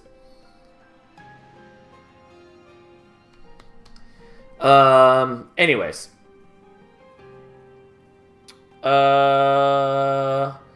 We maybe just take the Keeper infusion, but also realistically with how many procs I'm getting on their ability, it's probably just better to do a Train Steward for plus 15 HP instead of 5, and an Inspire ability we'd be bad at proccing. Or I go here, and we look for, like, Steelworker. Steelworker is the best option available to us.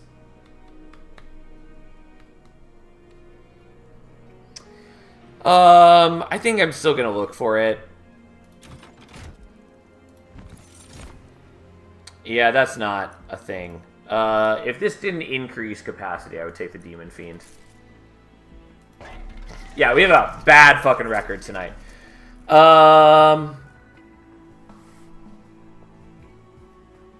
Now, there are a lot of good options for that holdover. Let's first see what's here. So there is Imperialist. Okay. Okay, we'll take that.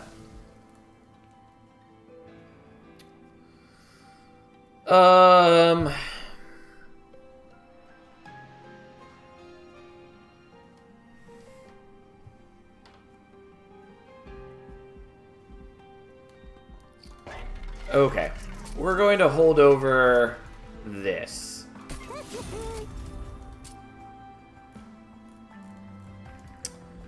And we're going to have some heavy hopes. We're just going to hope that it works out.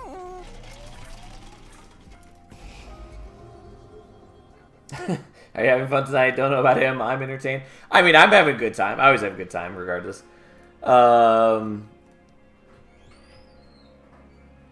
And I think we want to remove the Keeper now. Or soon. Maybe we want to leave the Keeper for one more ring. I think we actually want to leave it for one more ring. We are definitely going to get rid of some stewards, and we're going to cry deep tears of sorrow. Also, when can we dupe? There's a dupe here.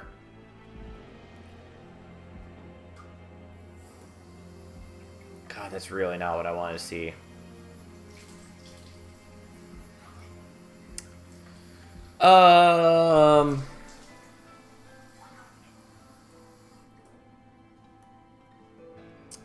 So, I mean, whatever, fine. What I really want is I want to dupe the Fledgling Imp to put in itself. Obviously, that only really matters if we get Endless on it, which we don't know if we're going to get. Fine, whatever. But it works tremendously better if we do. Also, I don't even remember what's here. We're not taking that. Fine. Although I need to start taking shards at some point. Whatever. We're irresponsibly taking the multi-strike. So be it.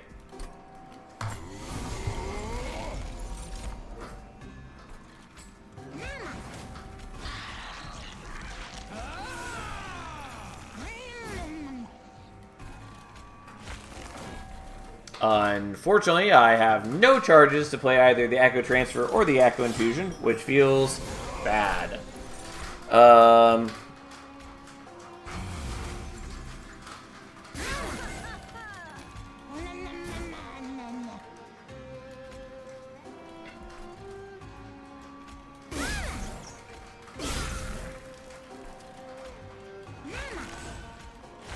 Okay, we at least built up some stats for our dudes and some charges, did some damage with the Queen's abilities.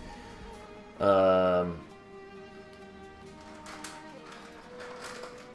I don't care, Chrome. Chrome just minimized my window to open another window to tell me that I can't update right now. I don't care in the slightest. Didn't want it to interrupt.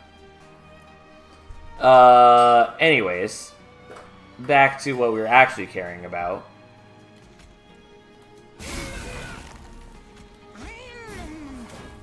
Yeah, I don't need the hidden passage anymore. Anyways, we're doing this so we can kill that thing. We'll play another one for free because we can do that, because that's our life. We're playing that so you can block a little bit, and then let's generate some stats. And then we're going to hidden passage you, because you do absolutely nothing if you're in the back of a floor. You know, I keep neglecting the part where we have Imperialists, so having some imps that would survive would actually be kind of nice. Oh well. We have higher priorities at the moment.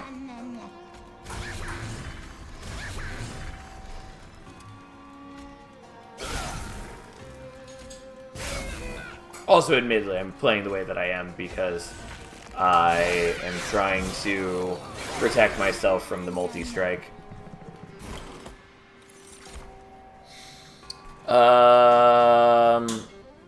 Yeah.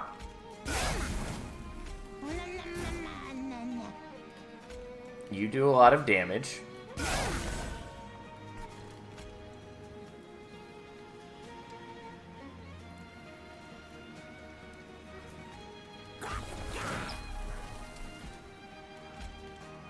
Whatever, fine. We'll just lose a little bit of HP here. I think it's still for the best. Because this way we also kill these guys before they get a chance to attack next turn, which saves us a ton of health. Fuck these guys, by the way.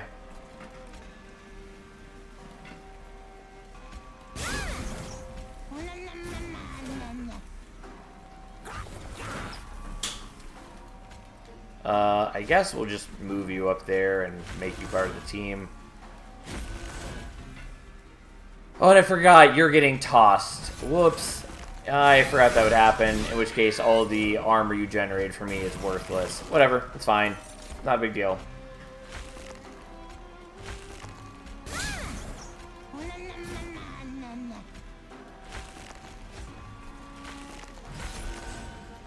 It was a mistake, but not a very costly mistake, given that our dude hits for quite a bit. And we've got decent bulk thanks to the Keeper. The problem is I still need a way to deal with Patient and Divinity, and I am not in good shape for that. Impish Scholar's cute, not really important. We could potentially fuse that into the Fledgling Imp. Doesn't do anything for me at the moment because I don't have any consume spells. If I did hit the event that gave like Trap Shoot, that would be the dream. I'm going to take it just because there is a slim chance it matters. It's only 30 shards a walk in the park. It is extraordinarily low for how I play. We'll take Bog Slime, even though, again, it doesn't do anything right now. Light's Gift is at least quite good. It doesn't solve the two problems I need solved, though. But it does mean that I don't need to worry about taking Quick like I was considering.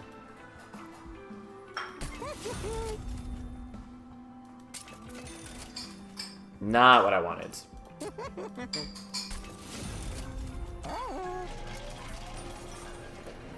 And I really want other things.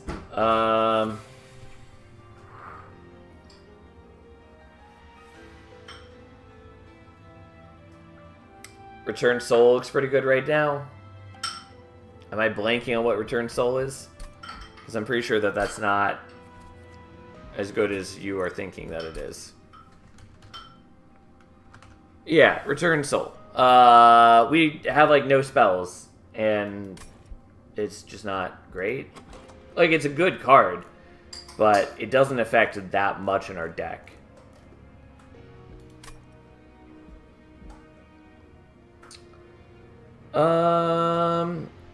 I should probably take the armor here.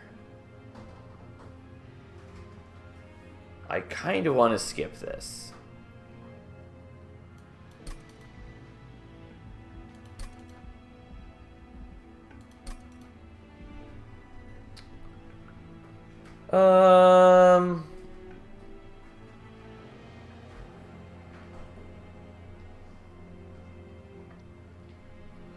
I'm going to greedily not take that, even though I'm making more and more questionable decisions. And I really, really want to hit Endless. Or, like I said, would absolutely adore hitting the Trap Shoot event. That would be the dream.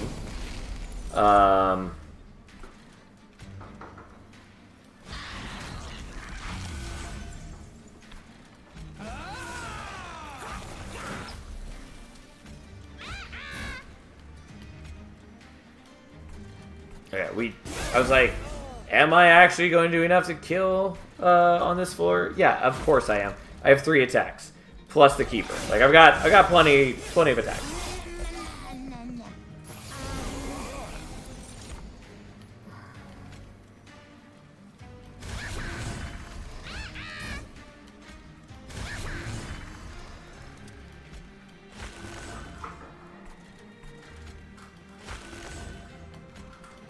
Yeah, except now you're not dying because I played that wrong. Whatever, fine.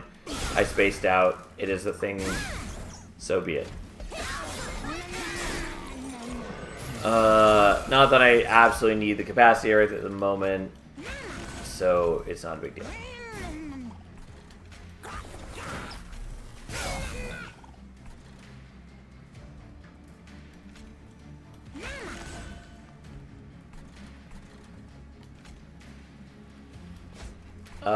We'll just toss that there. Doesn't really change things. It's slightly better for us in a largely inconsequential way. I don't have any consume cards.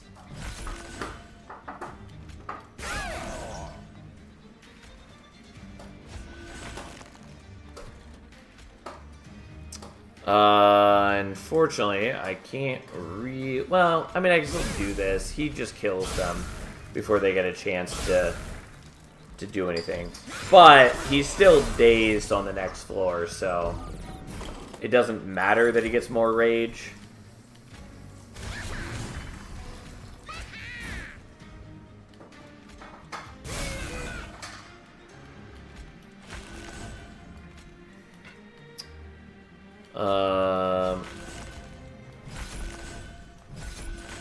So we're just not going to worry about it. I mean, overall, this is working okay. Oh, self-made harpy, my old friend. I mean, we're in way better shape than last time.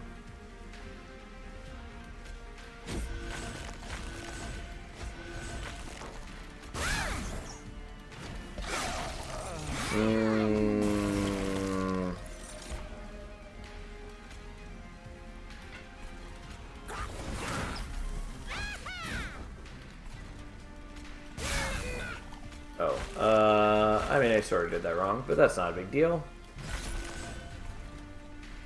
I could retreat the queen, but who cares? It's not 8 times 10. Yeah, crazy what a difference in shard makes. Having him only do 30 damage a turn instead of 80. Like, this is what I talk about when I say that not going nuts on shards makes a big fucking difference. Turns out.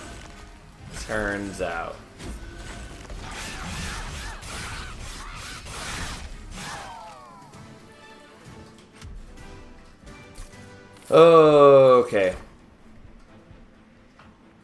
I just looked at my stats. Apparently I dropped 14 Ember on an X cost card. Well, get back to me when you've done 30. Or not 30. 99. I don't know why I got 30 out of that. I'm sad that I don't remember what one it was. Yeah, fair enough. We're taking the Tiresome Climb. It is basically what we needed. Soul Crushing Guilt, also quite good. I will actually take both of them even if I'm bad at charges right now. We're going here, and you're going to give me Endless. That's not Endless. That's Endless. Okay. Absolutely beautiful. Kind of. Unfortunately, I've got only one dupe coming up.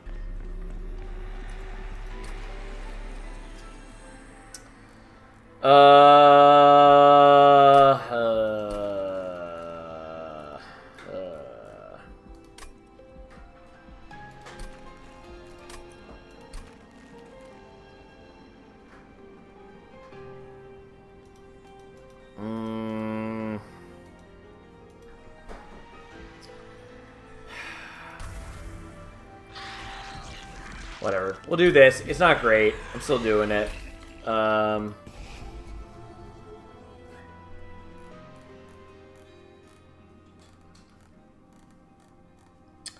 Might be worth getting rid of the Echo Infusions. I think I'll do that soon, but not yet.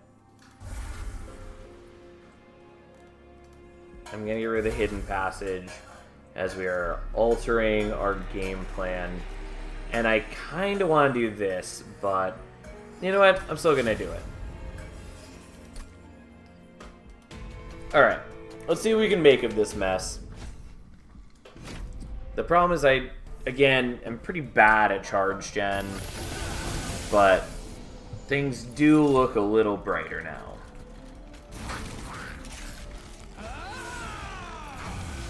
Like, getting the Endless on the Imp makes a huge difference. Probably should have done the Echo Infusion instead. Oh well. Was really hoping earlier for like a bounding Echo so we could make our things infused. That didn't happen. Oh well. So be it. A man can dream nonetheless. Although technically I should have played these in front. But we didn't. They would have only attacked for 1 each, but attacking for 1 is better than not attacking for 1. Either way, not a big deal.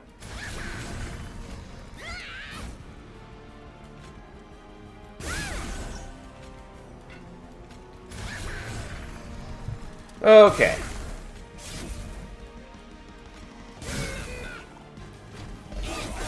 The last HP is the one that matters. That is definitely true. Okay, but at least our scaling is tremendously better now.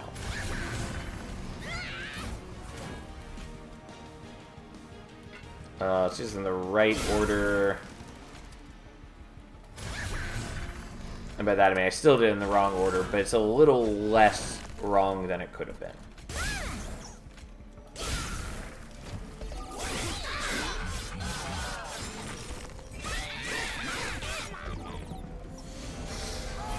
Okay.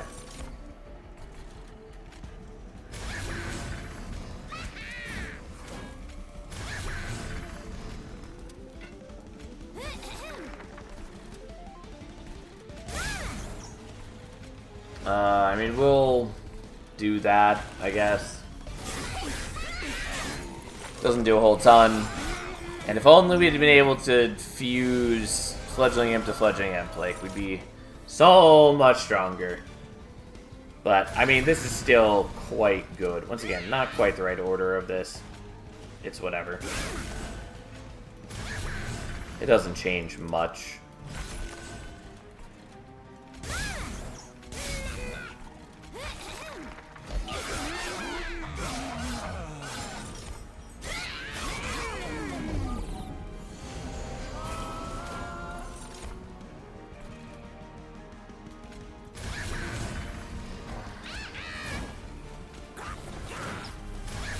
That one we needed to play there so that we'd get the armor on the right person. Again, not particularly important at this moment. Whatever, you can get some armor from the harvest. I mean, we should be in perfectly good shape. We don't even have 100 shards. Fella's already down to less than half life. We're doing okay.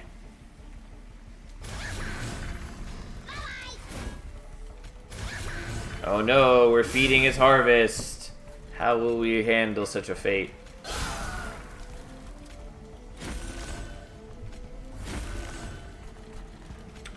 Alright, we're just going to ascend you. It's not perfect, but it'll be okay. You'll still be dazed for one more turn. I was kind of hoping that we were going to draw our other daze card, but you know, it is what it is. Either way, we easily just murder her since our Horned Warrior beats her to death. No. No. I mean, they're good cards, or at least useful cards, or so on, but they're not what we wanted.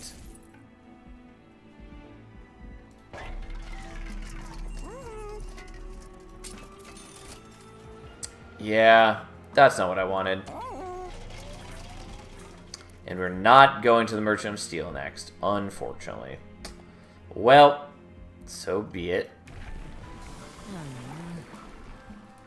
I was gonna do Imperialist too, but I think we're just gonna do Imperial. No, we're not. No, we're doing Imperialist too.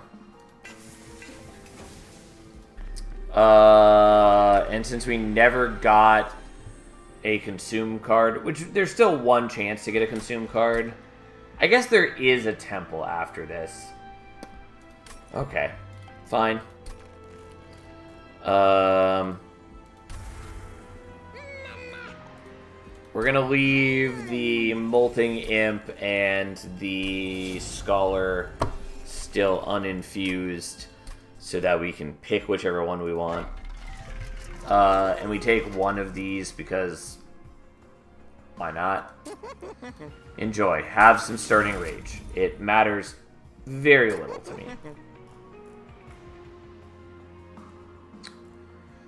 All that really matters to me is getting our deck a little more consistent. I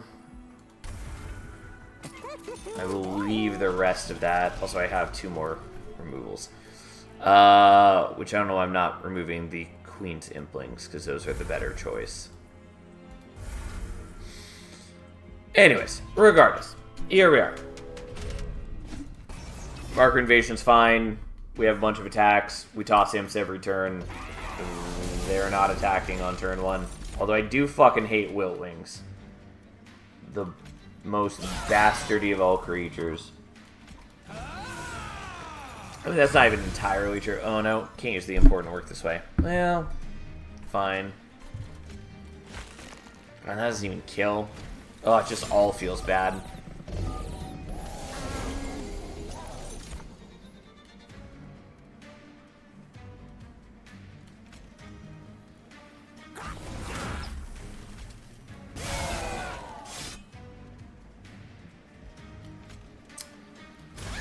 Well, here we are.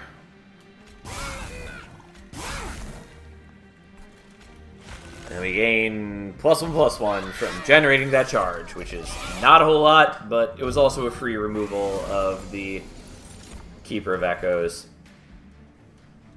The fact that we never saw multi-strike, by the way, is part of why we switched over to using the Gurg's Goad. And by that I mean why we switched over to the Horned Warrior. Because turns out it's good. Unfortunately, I don't have the important work anymore. Because I didn't play it on turn 1. But we should still be more than sufficient.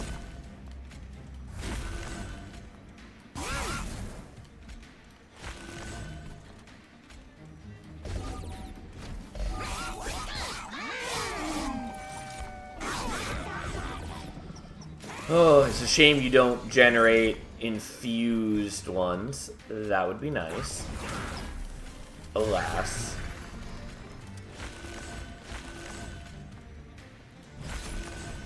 Let's kill you. And let's kill some of you guys. Turns out, Ashes of the Fallen, real good. And it's pretty fun too. Feel a little bad that we took Soul Crushing Guilt and I have not cast it a single time.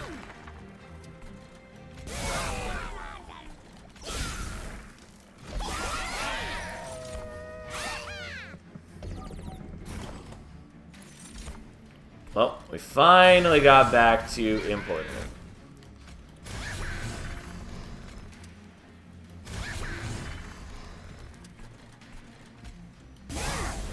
Oh, I should have done that differently. I mean, it doesn't matter. It doesn't really change anything in even the mildest of ways. I am sad that we didn't get any Consume card to use with the Scholar, because then we could have also been generating charges with Bog Slime, which would have been cute. Here we are. Here we are.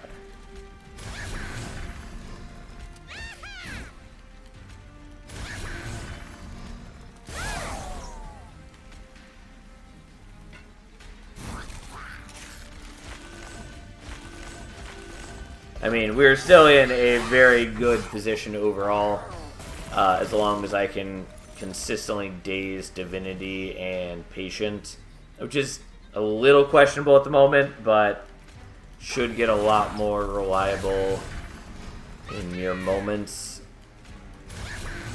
Plus, we're going to be doing some other spooky things. Fuck it. Join us on this floor. One more turn is really not necessary when we're already hitting for a boatload, if you will. Okay, a casual 1,000, and we didn't get a Consume card from this. I will take another important word, because why not? There are Consume cards here. They don't matter. I'm vaguely tempted to take it just for charge generation. Oh,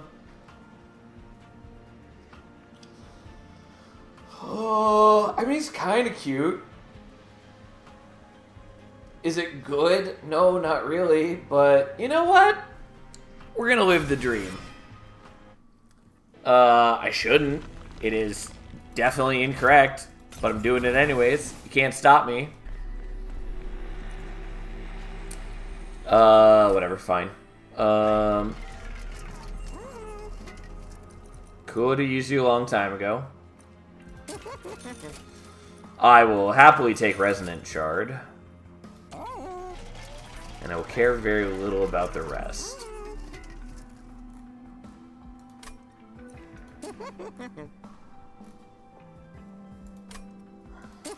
Whoops. I meant to not do it quite like that. But either way, we're doing Holdover Tiresome Climb. Everything's fine. The world is our oyster. You know, here we are. We are fusing you into you. We are going to purge one of these, I guess. We're gonna get rid of the Echo Infusion. we're going to get rid of... I mean, I didn't really leave myself as much getting rid of money as I wanted. That's fine. We're making a second one of these.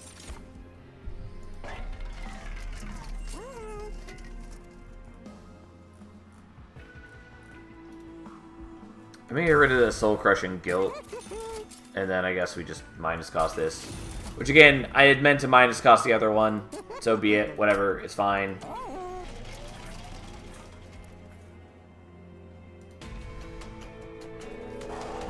Getting accelerated incubation just for Inspire. Very edgy strat. I mean, it's not a good strategy, but it is cute. Okay. Look at us go. I don't love you, but fine.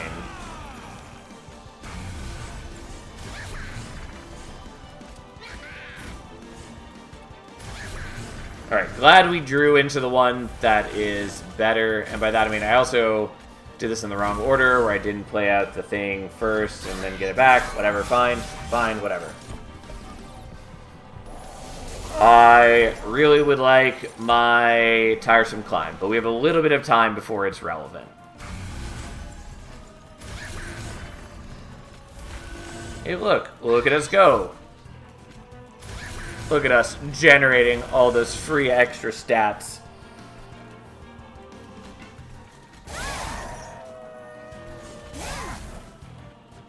Oh, I did this in not quite the right order. Well, that was a waste. Given that I could have played out that Pyre Chomper too. I am just playing things in a lot of not correct ways. But fine.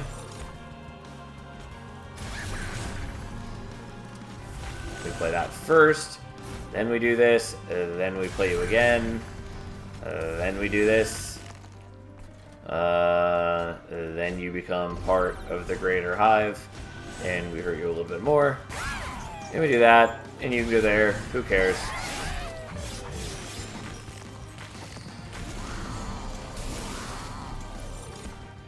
And then it gets even better on the turn where we have both important works. A little more fiddly, but certainly better. Oh man, look at those glorious, glorious stats. We also get the extra joy of Resonance Shard giving more damage per stack of rage. Yeah, not quite there, sadly. But we're so close.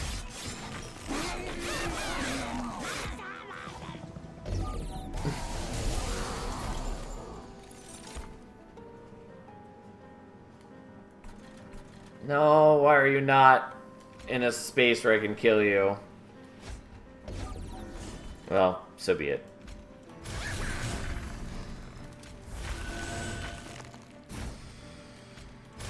Okay, look at me, enjoying my glorious powers. Here, I'll even give you a bit more attack power.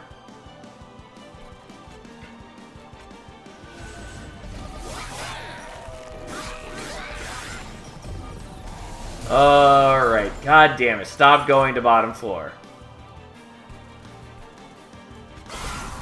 It is not an acceptable choice. I mean, we win either way, but I could have won turns ago.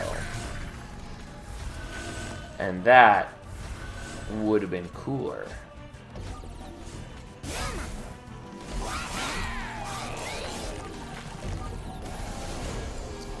Alright. Well, a bit later than it should have been. But here we are.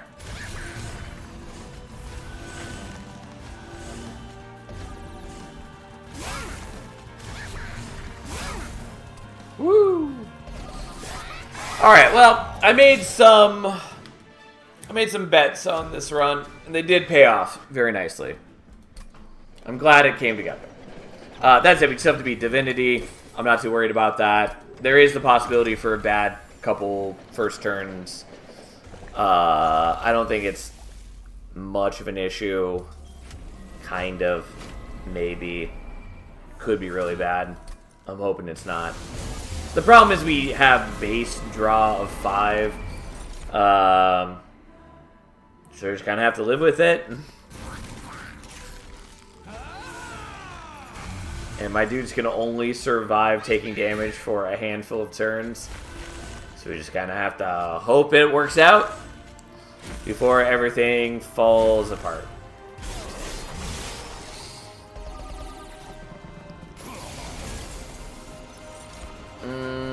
Okay. Not quite there yet.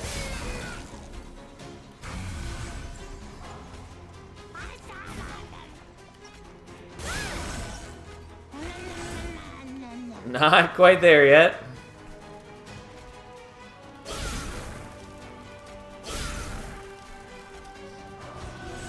But the chance that we hit it is very high here. And by that I mean I can hit it no matter what. Just it's slightly better if we draw it first. Okay. And we're all well and good.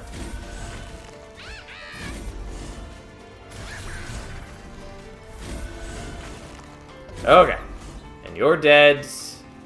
And by dead I mean you're dazed to infinity now. We'll never have to deal with your tyranny ever again. There are some spikes coming up, which is actually scary and might ruin me now that I contemplate it. I mean, that Transcendent is sort of appealing.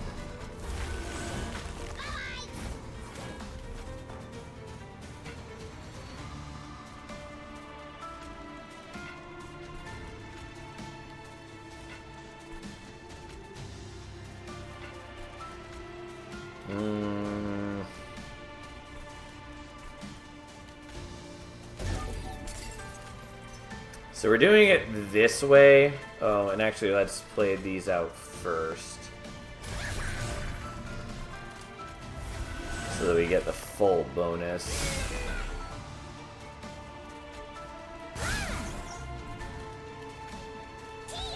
Okay, so we do it this way so that the queen kills the spike generator as well. Oh, when she died to that, I actually could have played one of you up. It doesn't matter. Not a big deal. Anyway, so this way I don't have to take the spike damage. We're still got some issues, but we mostly have solved the problems at hand.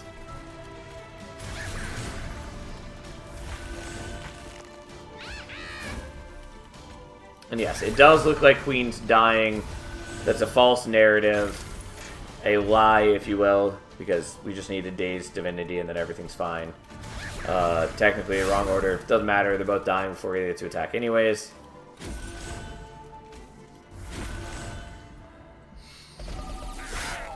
Alright. We solved all of our problems. And thus, we have a simple and delicious victory waiting for us.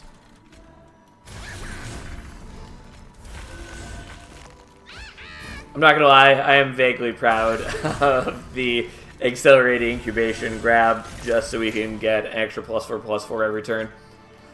It's pretty cute. I'm enjoying it.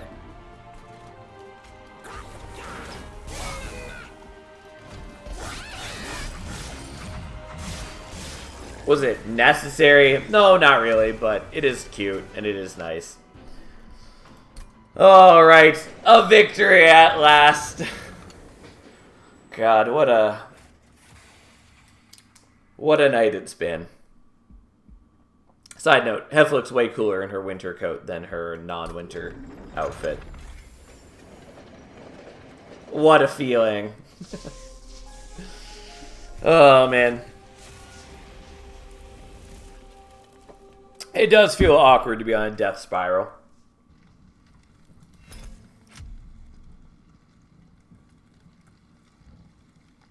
I'm filling out government travel concession forms. I don't even know what that means, Tiny.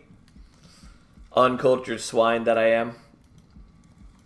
One hot Primordium run? Fine. Fine. I will do Primordium for you. But it is going to be random. I am disabled, Sal. A, didn't know that. B, I still don't know what government travel concession forms means. So I'm applying for a free bus pass? Gotcha. That makes sense. Well, regardless, I hope you get it, because you deserve it. And I know I said that in kind of a silly way, but I do actually mean it. Like, I do think that essentially everyone deserves a free bus pass. There's a lot of things I'm in favor of. Basically, I believe that we as a society should take care of our citizens, and we do have the power to do so. And I find it infuriating that we choose not to. So that's the thing. We're not going to get deep into that, but I have strong opinions on this matter.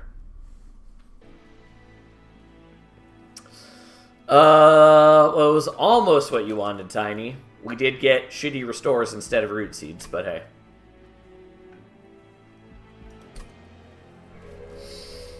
So we started with a lot of healing. Is it good healing?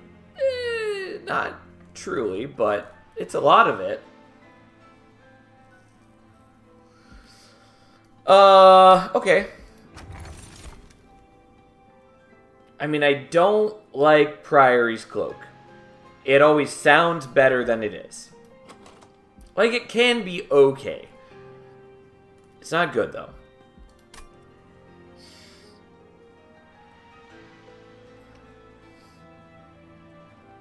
I think we're taking Lightstone Casing, though, as always, it's sort of questionable if we're actually going to get any value out of it. And Priory's Cloak does actually do some work for us early. It just also is underwhelming as fuck. So we'll take this. We'll take that. And then we've got this. Aggressive Edible is the better choice, given that we have absolutely no buffs to start with, which makes Stalwart Snack pretty bad. I still kind of want to take it. Though it's not good.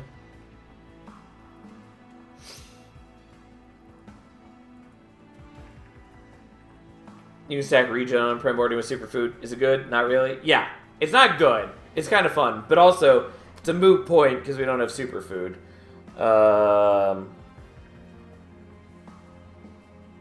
I mean, Snack is not what you want, Tiny. You wanted to see Superfood if you're wanting that 99 regen life. But, again, not an option.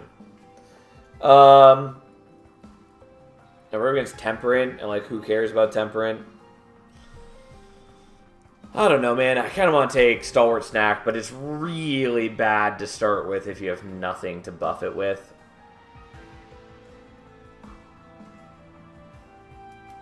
Okay, you know what? We're doing Stalwart Snack. And we're going to maybe aim for a dumb plan that you all will appreciate. And we're going to take Mark of Invasion, which is okay with Primordium, as long as we draw any Plinks, basically. Would have appreciated a unit to go with them. Fine. We're playing that one there, so we'll absorb the Ember Drain. We're doing all this shit. And then enjoy.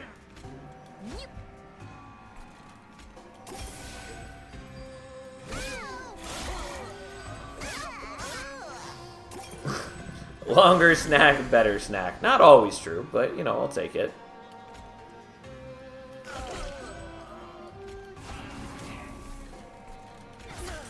Well, I was really hoping to kill that one, but fine. We at least start buffing up our big, beautiful boy. Not the best pull of morsels, and so we just kind of got to lose some HP, but that's what it is playing Umbra early.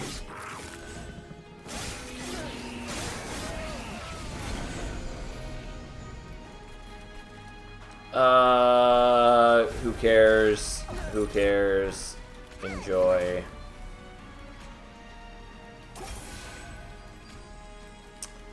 So you're taking 15.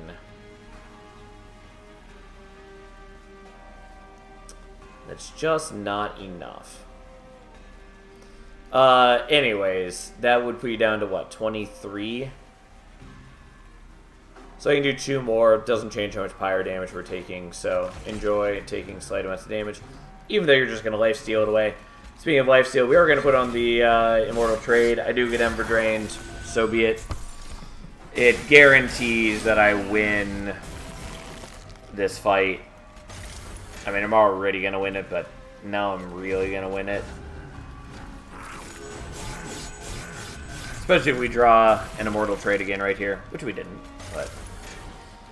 God, it feels bad that I don't have enough capacity, and I'm doing one less than necessary to kill him. I mean, I still win, but it feels really dumb that I'm going to have to take fire damage.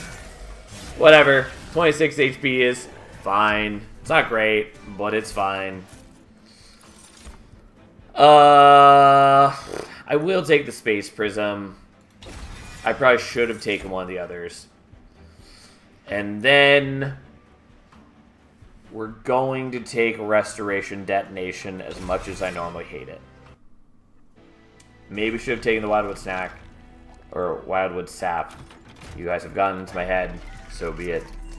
Now please be what I want. It's here. We're doing Thorn Hollow just for you guys.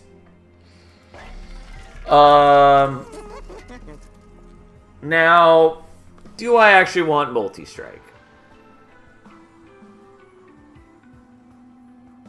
No, kind of.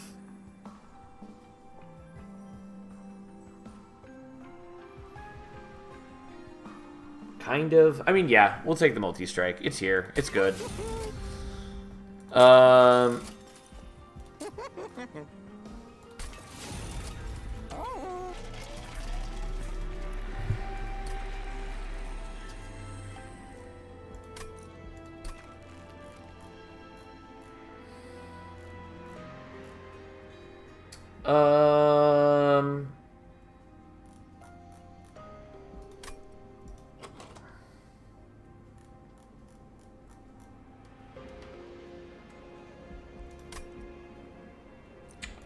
Yeah, we're going to take Intrinsic on that. And I should just not take the -2 here, but...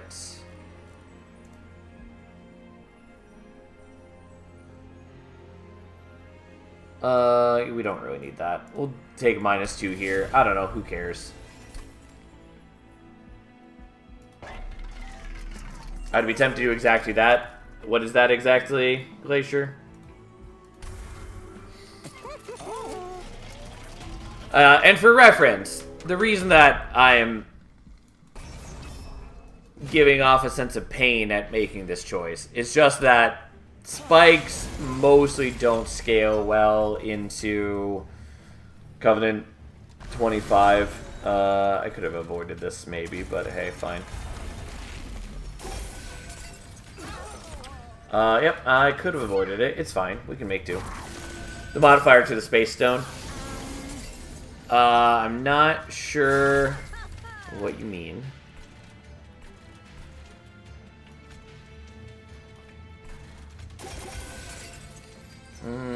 Alright, anyway, so we're doing this. We got some thorns. Intrinsic. Oh, yeah, I mean, that's a good plan as long as you actually... It's good to do as long as you actually have a reason to do it. And I do sort of have a reason to do it. We'll see what ends up. But we may end up getting good value out of it. We may not. In which case, we'll see what the fuck happens. But there is a logical reasoning behind what I'm doing. Which is to say, once again, don't take shards unless you have a real, meaningful reason to take those shards. I know I am not a good indicator of this core tenet. Nonetheless, it is correct. Do as I say, not as I do. Yeah, more or less. Again, just playing seriously and playing how I play on stream are not always the same thing. I mean, it works, and once you are, you know, very experienced in this game, you can do a lot of shenanigans things and still get away with it.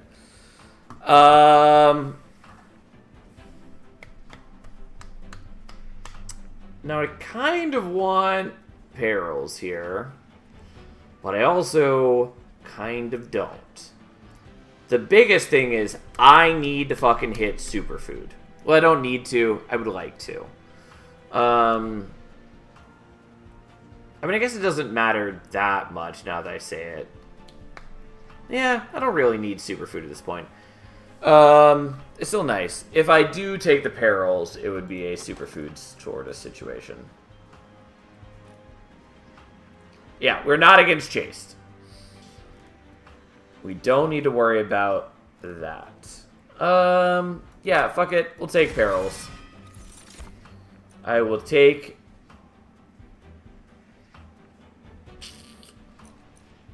I will take a sharpen for once. I will not take these.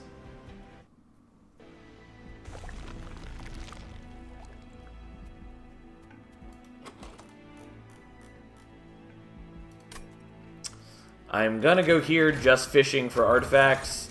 Yeah, not a thing I care about. Because we don't have any gorge effects. So... I mean, I'll take the Umbra Stone, even though I'm not the best setup to utilize it.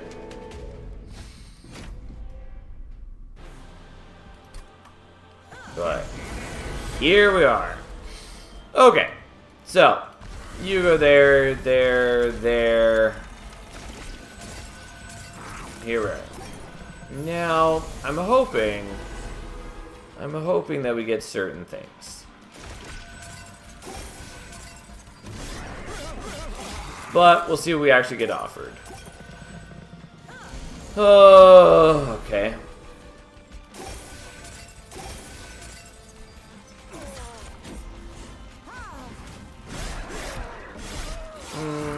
I maybe should have put out that Immortal trade.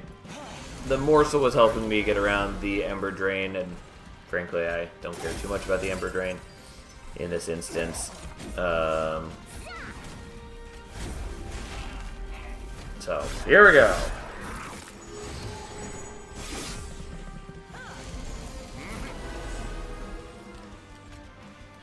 Alright, we can do that for free because he's about to disappear anyways. Enjoy, even though we get Ember Drained.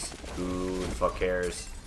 Well, it's fine. And I heal back to full.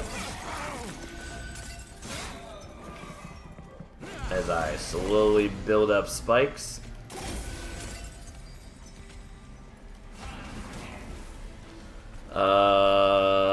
Yeah, I'm gonna do this right now. Even if I don't get to play anything else in this fight, having 5 lifesteal, even though I go through it kind of quickly, is still pretty good.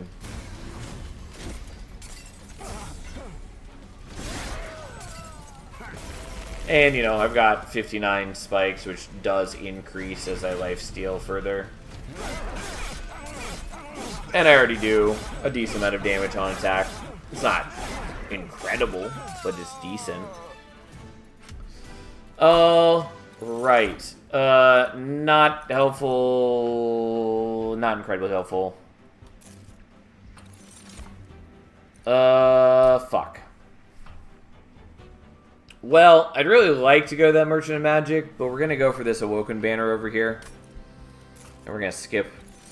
And we're going to go for Sweet, Sweet Draw. Now, please give me what I want.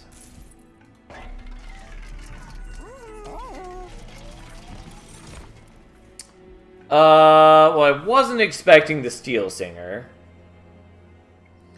And either way, I'm taking the Awoken Hollow because that's what I wanted.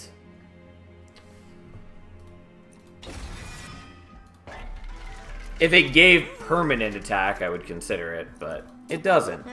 It doesn't. And I almost re-rolled looking for something, and then remembered I already filled up my capacity, so absolutely no point in doing so. Anyways, yeah, enjoy.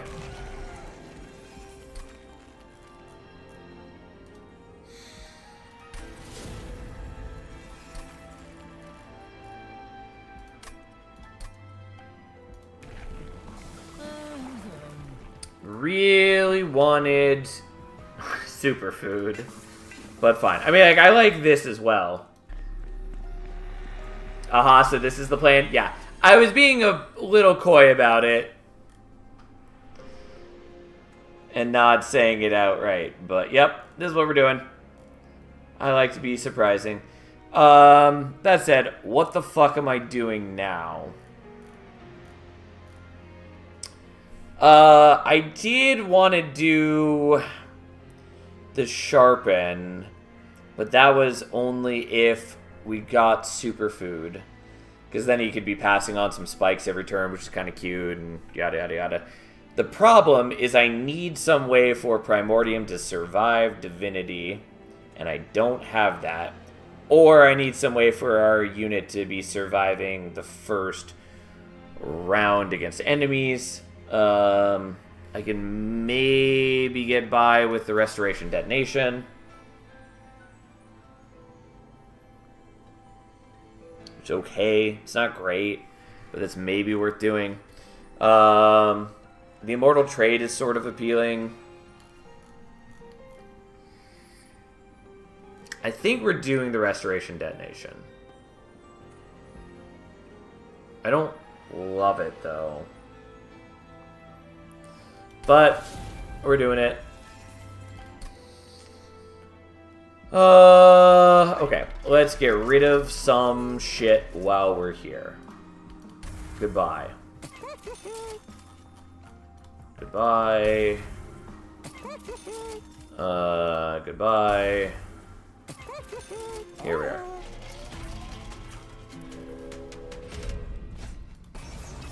are. This is fine-ish.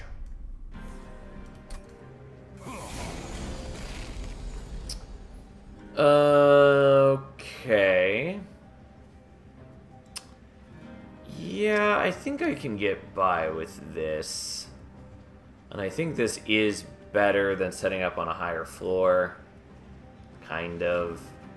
Do I really want to do this?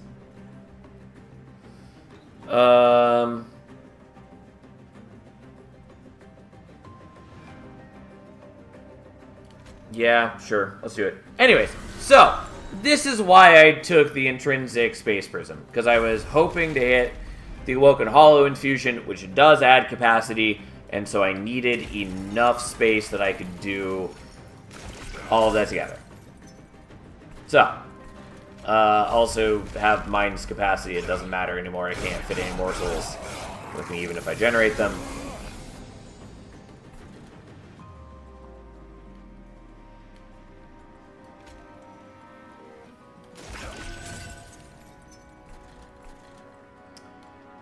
Yeah, this is why I was afraid of doing it this way. Okay, but now I can kill you. We're not killing you. Oh, well. And I am... Oh, that is enough. I didn't realize you were one away from death. Unfortunately, now I'm Ember Drained, which is not great, but...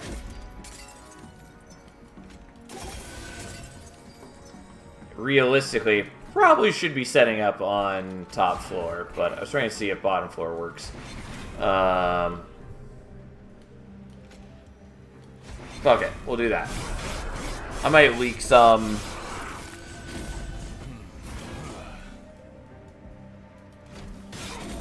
Anyways, essentially what's happening is the... Well, you guys are going to hurt quite a bit. Oh, well. Probably should have done this differently. Anyways, essentially, every time the Thorned Hollow gets healed, it generates spikes, but also is giving stats to Primordium, and then every turn, Primordium is giving stats back to our dude, which is nice. Sharpen should go on Primordium for the +4. Yeah, I thought about it, and then I didn't do that. Anyways... here we are. I probably should. I just wanted the extra spikes, but I do think getting the extra attack early was probably more valuable.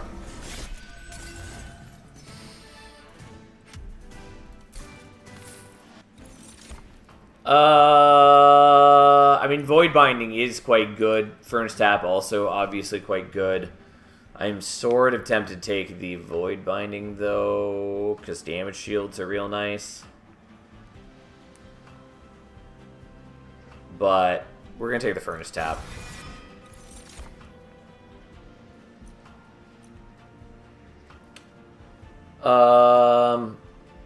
I'm going to skip on Cycle of Life, though I do like it.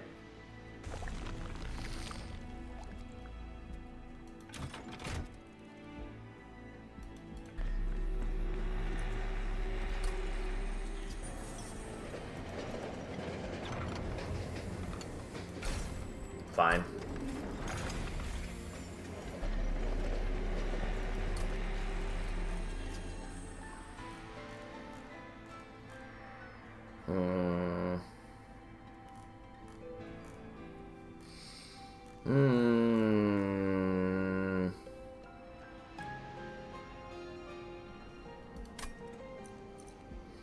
I've got choices. So I'm tempted to just do Spell Chain here, because it makes for a much better first turn. I also kind of want to do Spell Chain like the Perils. Could do Intrinsic on the Furnace Tap in case we hit Superfood.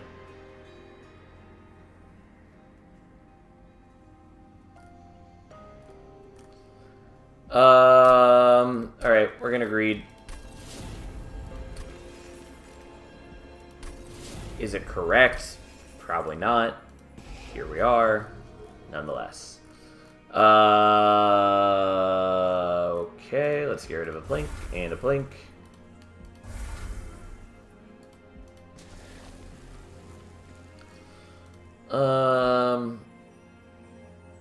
I'm just gonna do this. I think there are probably better options, nonetheless. I really need to get to a shop so I can purge more shit. These guys hurt quite a bit because I've made choices in my life.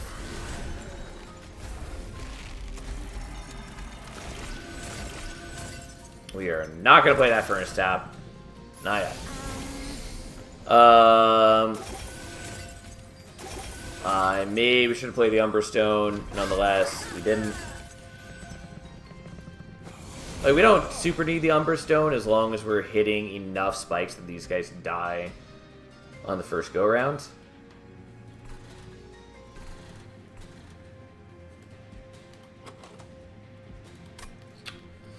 You know what? We're gonna go full fucking greed.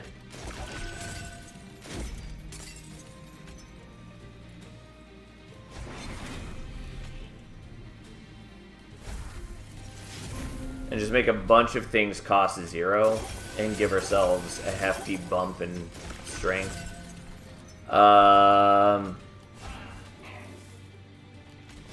Yeah, I didn't really love playing you because you give off a bunch of armor, but I think that's still okay.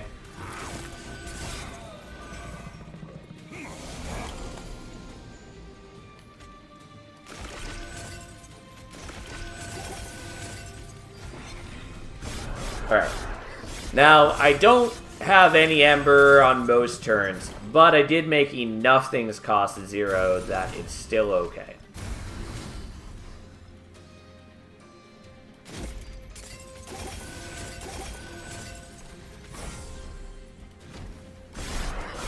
I do still badly need to be refining my deck, but for the most part, we've gone into a much better state. Also, we're pretty good into Self-Made Harpy. I have a ton of lifesteal.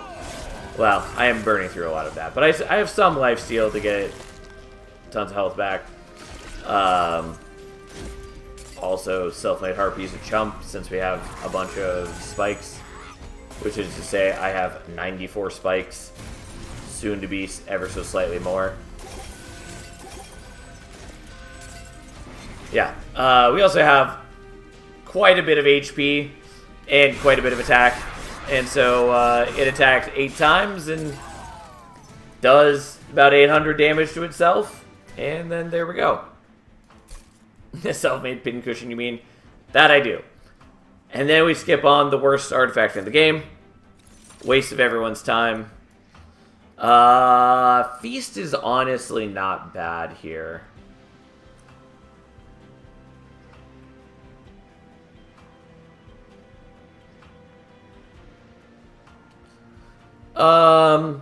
Yeah, I'm actually willing to take that.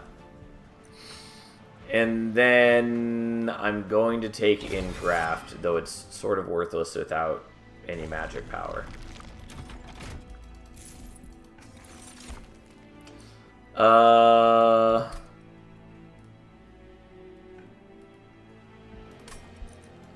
Worn Grindstone it is.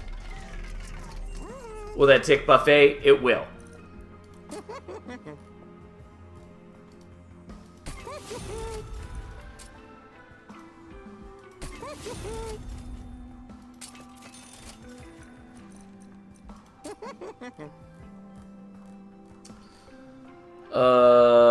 Fine.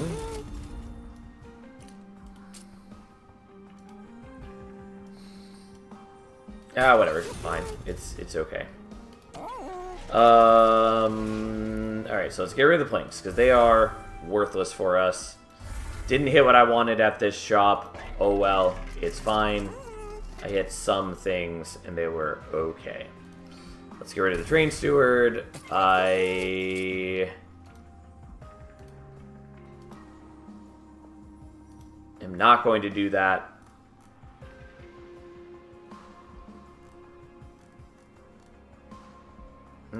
Yeah, I don't know. We're not gonna worry about that. Now we're up against Scourgefell. The worst of all worlds, especially since I've been doing Ember Drain type stuff, but fine.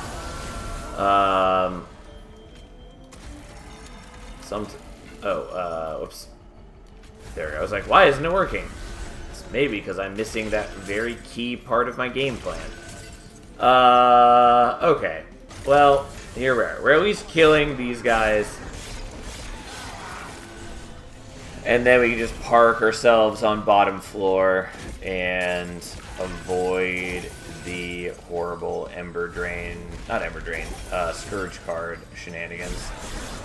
I'm going to avoid Ember Draining myself for the moment. So we'll have an easier time of dealing with this crap.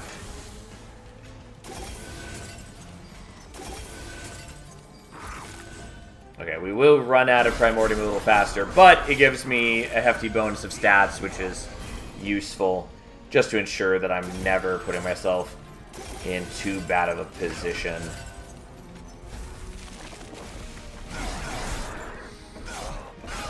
Especially because I'm also setting up on bottom floor, so I have less time for Primordium to take full effect in the scaling department.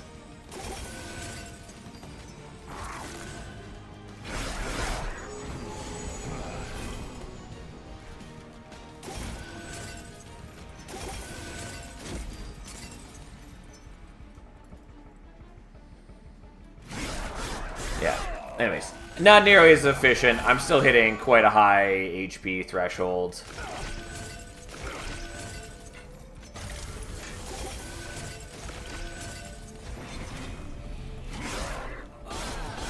Alright, and now it's Fell's turn. Yada, yada, yada. We're already winning. Now we're winning. Even better. And I even get one Ember back from the zero cost Engraft, because we're just that flippin' sweet. Yeah, anyways, we fucking crush Fell. She takes 210, or 220, I guess actually more, since we were healing with the lifesteal and regen. Anyways, she took a bunch from Spikes every turn, and then we also beat her in the face with her thick, meaty arms. Sure, taking Militia and Wildwood.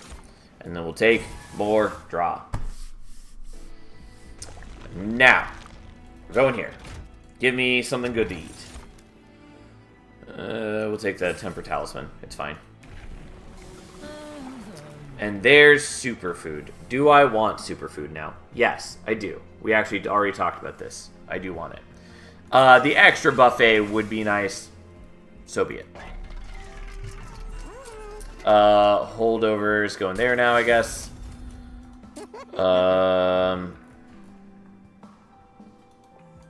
Let's look at the temple.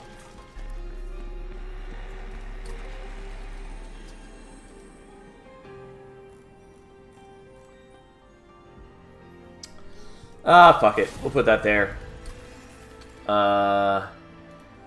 Even though I don't have enough to play it, I could do this, which makes it a little easier. Still not enough, though.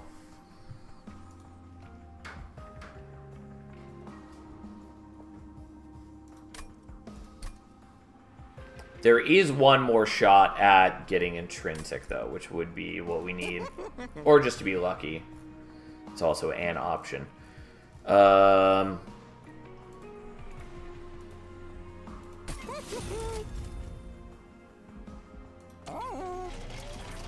Should have looked at this first. Oh, well. Wasn't that cute. I wish I could. I can't, though. We may as well do this. There's no reason not to. It doesn't really matter, but there is no reason not to. This should be fine. I don't think we're going to leak anything, as long as we set up on top floor. God, he's so small now. After being so imposing for so long, he's just a tiny little guy now. I could have used the feast. I wanted to wait till I had more stats.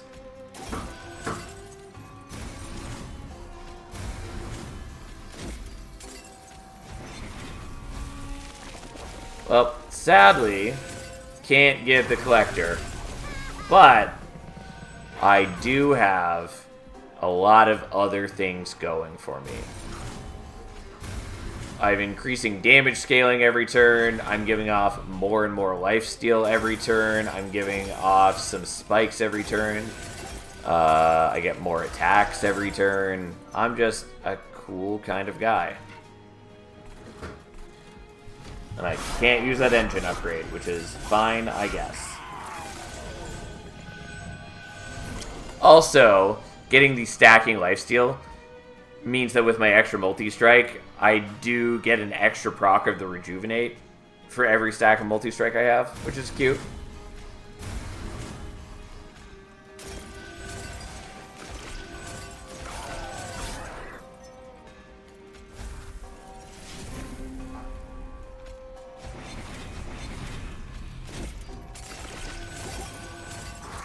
Then we'll get some more power. Now this is a hot run. I mean, I'm enjoying it.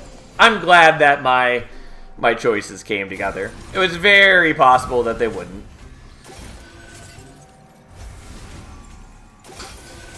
Like, this is definitely not the typical experience of running Thorned Hollow. But here we are. We're doing some sweet Thorned Hollow gaming. I need to always make sure I'm playing the right card on the right unit. Because anything that is like meaningful buffs needs to go in Primordium. Anything that's healing needs to go in the Hollow. I mean, realistically at this point, we can play somewhat badly and it will still be fine. The only major thing is I can't set up top floor on Divinity.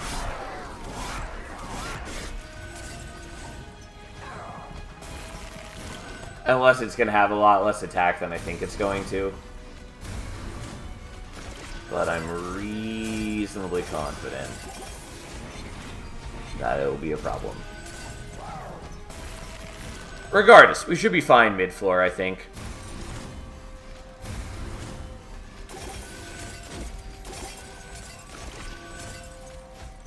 Alright, don't mind me. 765 attack with 13 attacks per turn. 207 spikes, 92 lifesteal. You know, it's fine. Just 170 Ember Drain. Yeah, it's nothing. Who cares? Doesn't bother me in the slightest. None of these matter. None of those matter. And then we're going here. There we go. Even better. I mean, legitimately, I probably should have done this in a slightly different way. Doesn't matter. I'm totally fine.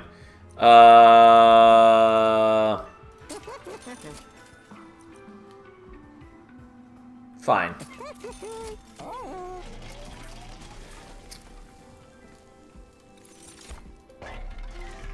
And yes, the greed, it becomes me. Realistically, I should just remove some things.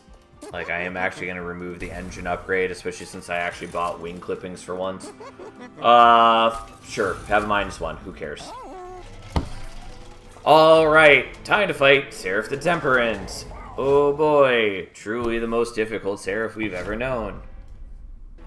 He does give Sap 3 to me. Oh no, somehow we'll have to manage with getting sapped. Like, he does give it to Primordium, so he does technically do some amount of increasing sap per turn. I'm gonna tell you right now, I'm not real worried.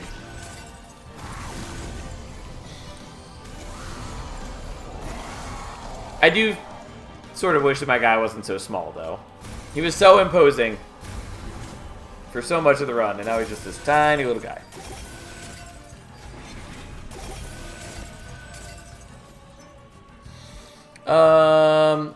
I'll leave the rail spike. I probably should have done that instead of using the restores. Oh well.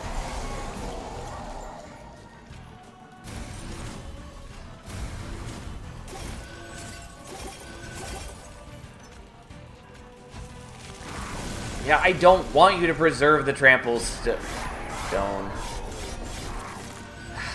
Fucking wing clippings. I wanted it to preserve the furnace taps. Unfortunately, wing clippings is going to just keep a number of cards I don't care about cycling around, which is why I often skip it. Alright, so we go from 18 attacks to 22, which is enough to get the kill now.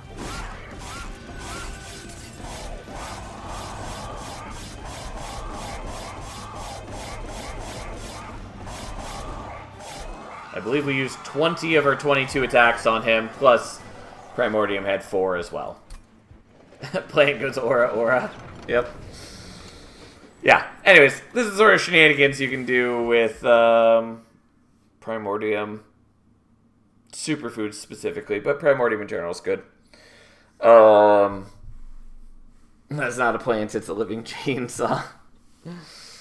I might take blank pages for lunch, but it gets so awkward so quickly. I'm just not going to do it. I don't know. Would have been fine, probably. Mostly I have bad memories of getting, like, monsters penumbered twice in a row and then just having nowhere to put it. Or having the harvest dudes devour my low health free champions.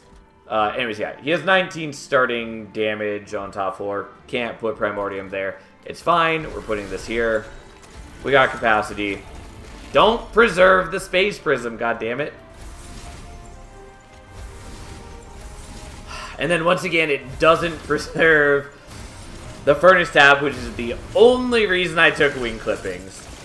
Anyways, he also attacks twice into our spikes by being on mid-floor. So he does take extra damage this way, which is kind of cute.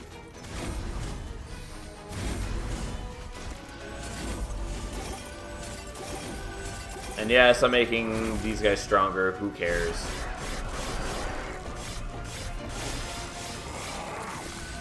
Especially since eventually I'll hit Unleash the Wildwood and full heal.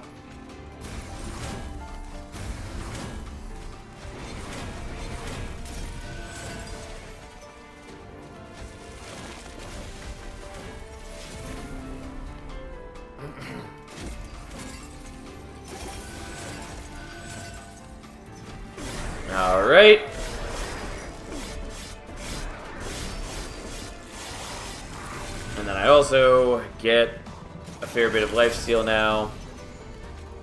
Oh look, it's that space prism again. It actually gets consumed this time. Thank God. That one also actually gets consumed. A bit late, especially since we're already killing Divinity this turn. I mean, we've only got 18 attacks this time.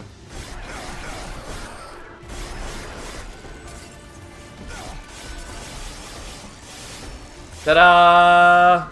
Anyways, that was a run. I'm glad that my plan came together, because that was the plan as soon as I decided early on. Like, I was hoping we'd get Thorned Hollow. I was hoping we'd get the Awoken Hollow to combo with it. Worked out nicely. Glad we got Superfood, especially since I took the Furnace Tap and I took the Intrinsic for it. Worked out nicely.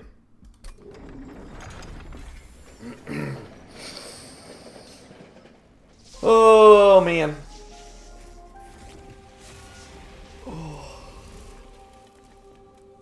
We even got up to 225 shards, even though we had a bit low of a start. Woo! Alright, we'll do one more run. And that is how that works. And we got Fade with Hellhorns. I do definitely prefer starting with Torches to Implings, especially with Fade. Alright, have a nice night, Fury. We'll probably play more Monster Train tomorrow. The Votivary is a good start. Diligent sucks. Interesting stuff. Not sure what I want to do with it. Okay.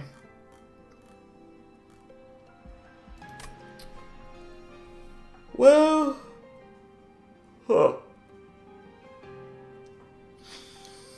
I mean, normally I definitely snap pick Railhammer here. I think I'm probably still taking it.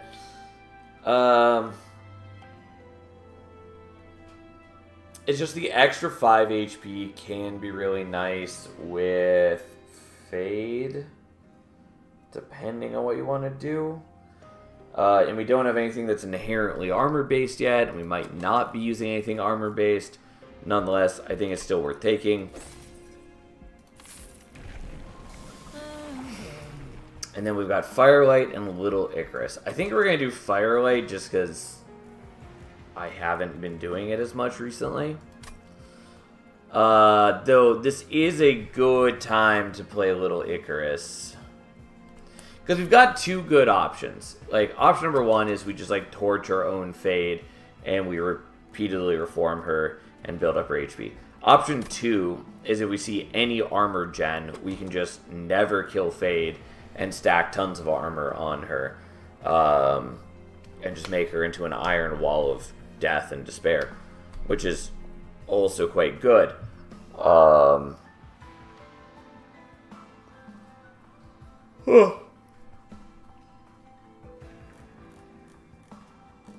Okay, I think we're going to do Firelight. I think it's weaker right here, but that's fine.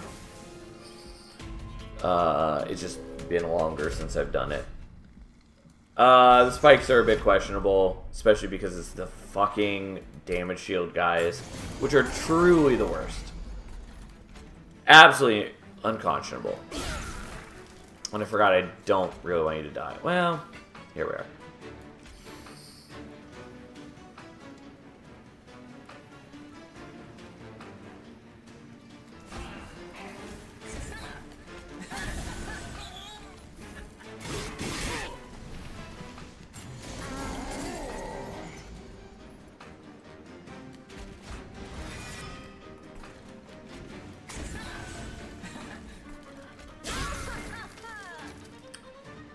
Unfortunately, you just fuck all of my plans with your damage shields.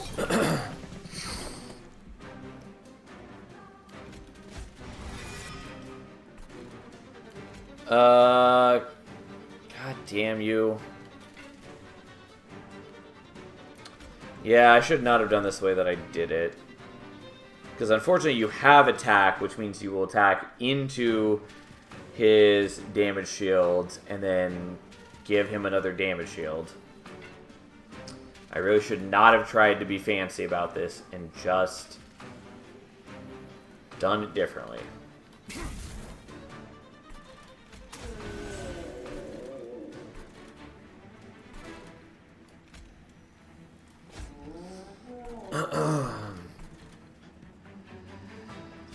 Yeah, this is annoying. Fine, whatever. I take damage. I at least killed one of them. Yeah, I really need Fade back. That's not Fade.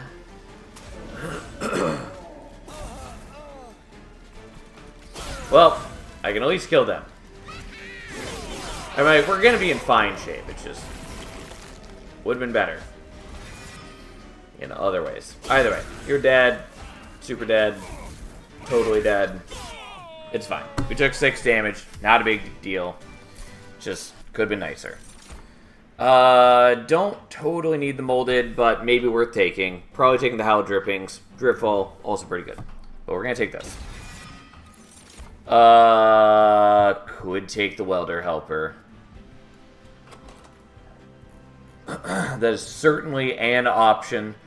Especially because we put it on the Votivary.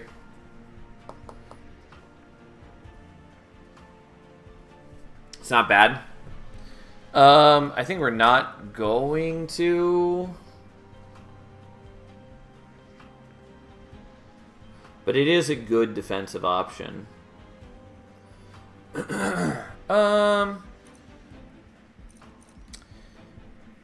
Yeah, I'm gonna skip, though I feel a little questionable about that. Give me hot, sweet remnant units. That's fine. I probably should have gone the other way. I really didn't need to be getting remnant unit. Realistically, I almost certainly should have been looking for like Horned Warrior over that Hellhorn banner. So give me a moment. I'm gonna get more water and get a drink, and then I'll be back.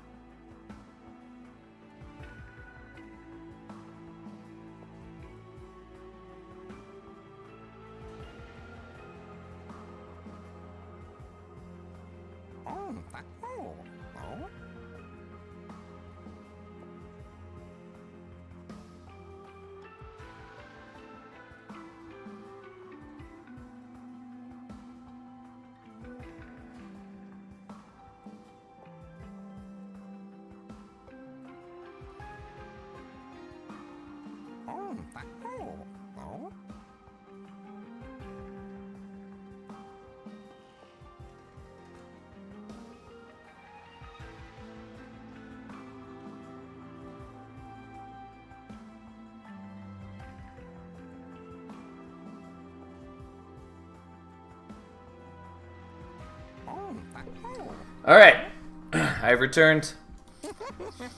And what the fuck are we gonna do? And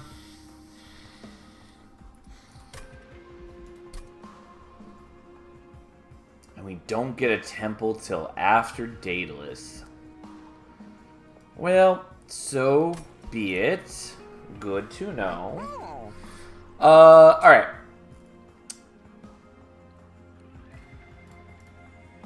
I guess we're gonna do that.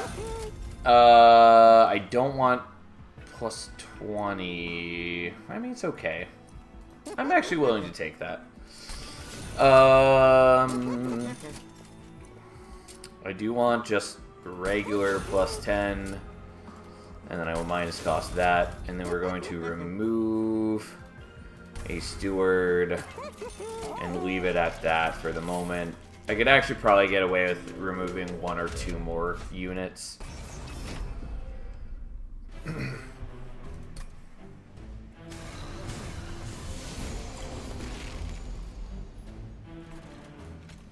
Okay, well, you go there, so be it.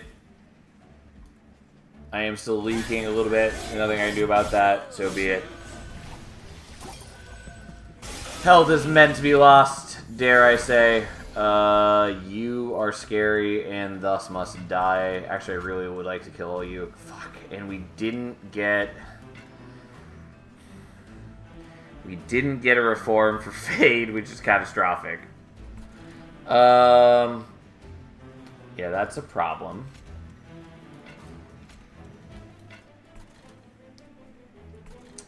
Okay, how do I want to do this? I'm going to do that because I badly need the Archer dead.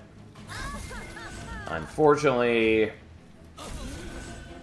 I am going to leak here, but I like that better. The big problem is I now have 4 things in the reform pile, and I really need them back. Also, I didn't mean to do that on the floor where he's at. Oh well.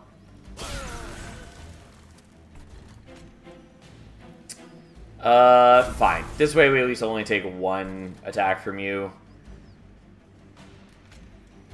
Even if I've made bad choices in life. We're gonna do that. And that, I guess. I don't know. Anyways, we take damage. It doesn't feel good.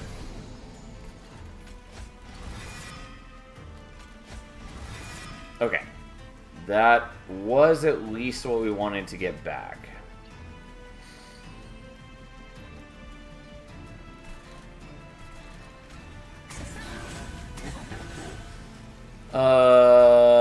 Okay, let's do that with you. Let's kill you. You can go there, I guess. It doesn't really help, kind of. Please be Fade. No, god damn you.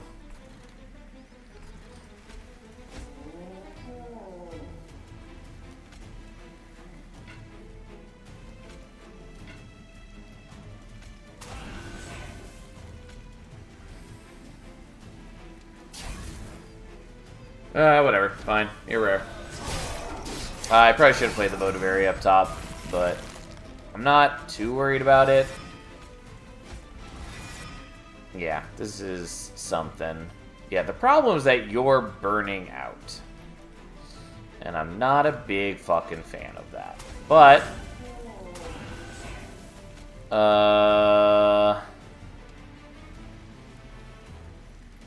well, we have to take a little bit of pyre damage. Unfortunately, I just needed like anything to go slightly better, and we would have had that. We didn't die, but it was real clumsy. We are happily taking the draft. We are questionably looking at this March of Shields. We will take a Horn Break.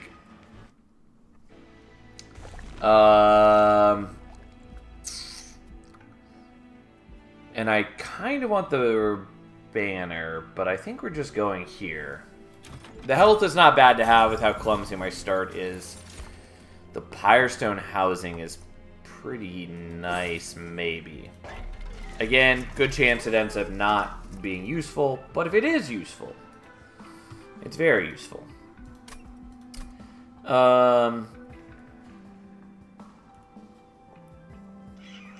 So there's 3 temples coming up.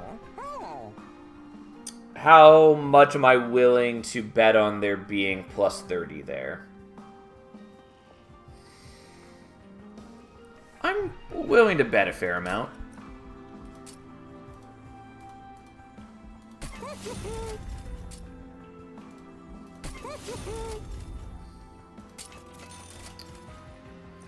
I really wanted holdover is what I wanted, but not a big deal.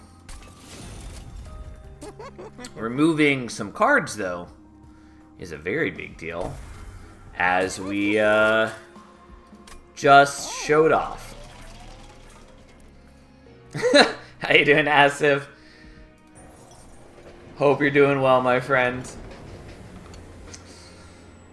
Fucking none of these matter. I mean, we take Remnant in case it's another Hallow Drippings.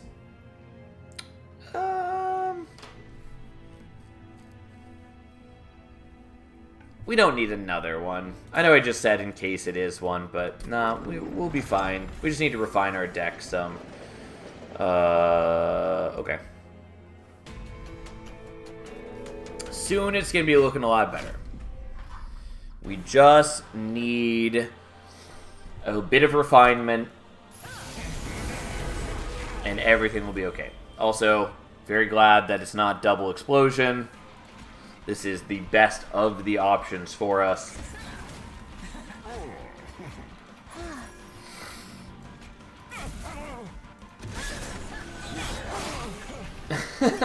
Doing good, my dude. Is this a standard style shenanigans run, or are we playing with some rules? We're just standard shenanigans. We had a rough night so far, wherein I died repeatedly and often. But we just had a very good run. It was fun. Yeah, nothing special. Just random and chill. Oh, I forgot that I had the giraffe. Yeah, that would have been a much better companion unit here. And you have Endless, so you actually wouldn't go in the Reform pool. You know what? Fuck you. It's draft time. Draft, much better than not draft. You burning out, not my favorite. Oh, I was wondering what chain of events led to both Fade dying and the thing burning out. That is interesting that that's what happened there. That we cleared enough units that then the bomb burns out, kills the guy, who then explodes at the end of turn, which then kills Fade. Interesting chain of events is all.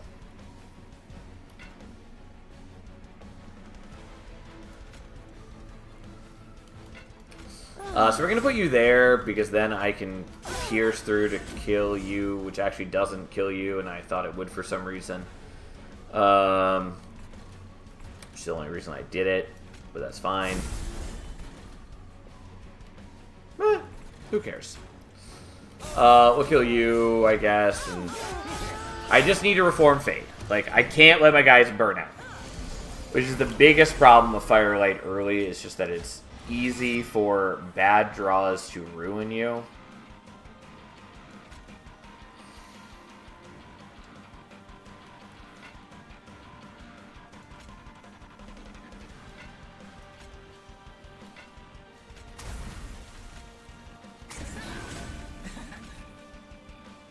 Yeah, fuck it. Enjoy. And then we're going to torture so she does die this turn. Because we want her to keep dying, keep buffing our buds. That is her whole goal on this team.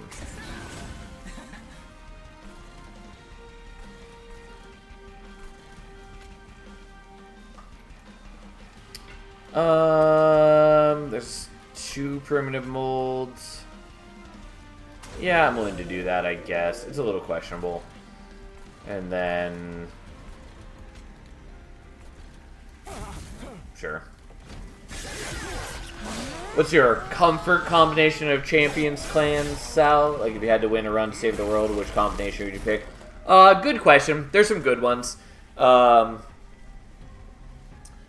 Queen Remnant is pretty solid. It's not perfect. You're still reliant on seeing an imp, kind of. But there's a lot of ways to make it work and be pretty powerful.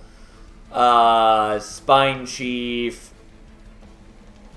I mean, there's a lot of good Spine Chief options. Spine Chief, Awoken, even Spine Chief restores, as much as I hate restores. I mean, Root Seeds is honestly probably better. But Spine Chief with Root Seeds is pretty solid. It works great with Corruptor, it works great with Decayer, and then Infector is also there. Echorite with a lot of things works out really well. I mean, it's hard to get a really bad like clan combo. There's only a few that like feel pretty awful, and like Stygian Remnant, especially when you're starting with Dregs, is really rough.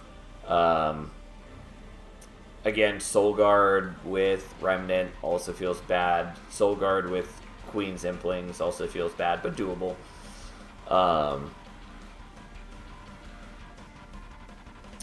Penumbra with Restores is also pretty atrocious. But for the most part, most combos are pretty solid. I mean, realistically, probably Fade something, Spine Chief something, and then like Primordium something, probably Awoken, or like Echorite and Hellhorns probably. I'd probably pick either Fade with Torches or Reform Diem.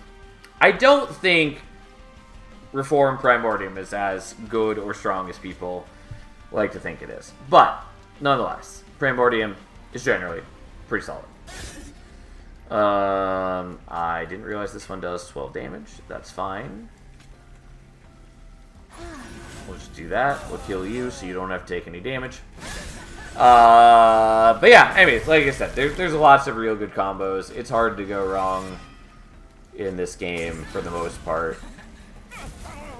Obviously, there are some options that are stronger than others, but broadly speaking, it's hard to have something that is inherently bad.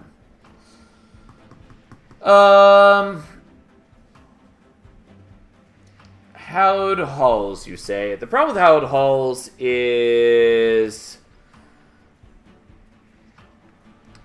that we can't really control where Fade is ending up on the floor,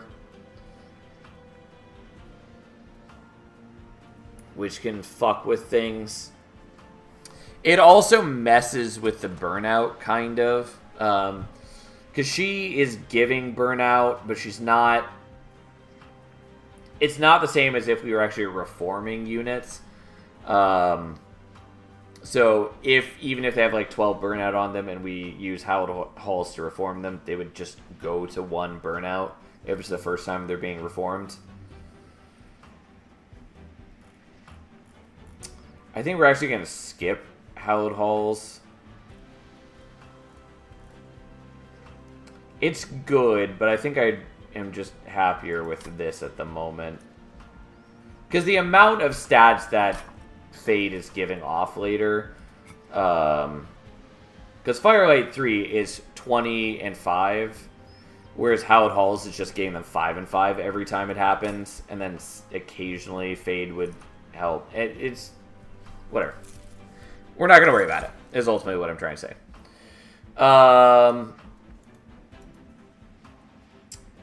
Yeah, and then I think we're just sticking with what we got. I mean, I could transition to the Horned Warrior. Do I want to do that?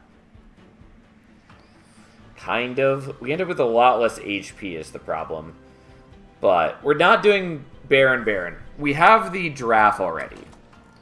So we're definitely doing Draft into something. It's just a matter of whether we stick with the original plan of Draft into Baron, which is not bad. It has a lot more HP, and it gains a little bit of extra stats whenever Fade dies, or whenever other things die. Or we go with the Horned Warrior, which then goes to having 3 attacks, which is pretty good. Especially because, I will tell you right now, we're going to make at least 1 more of them. And so having an extra attack when we're giving at least 20 damage a turn is pretty good.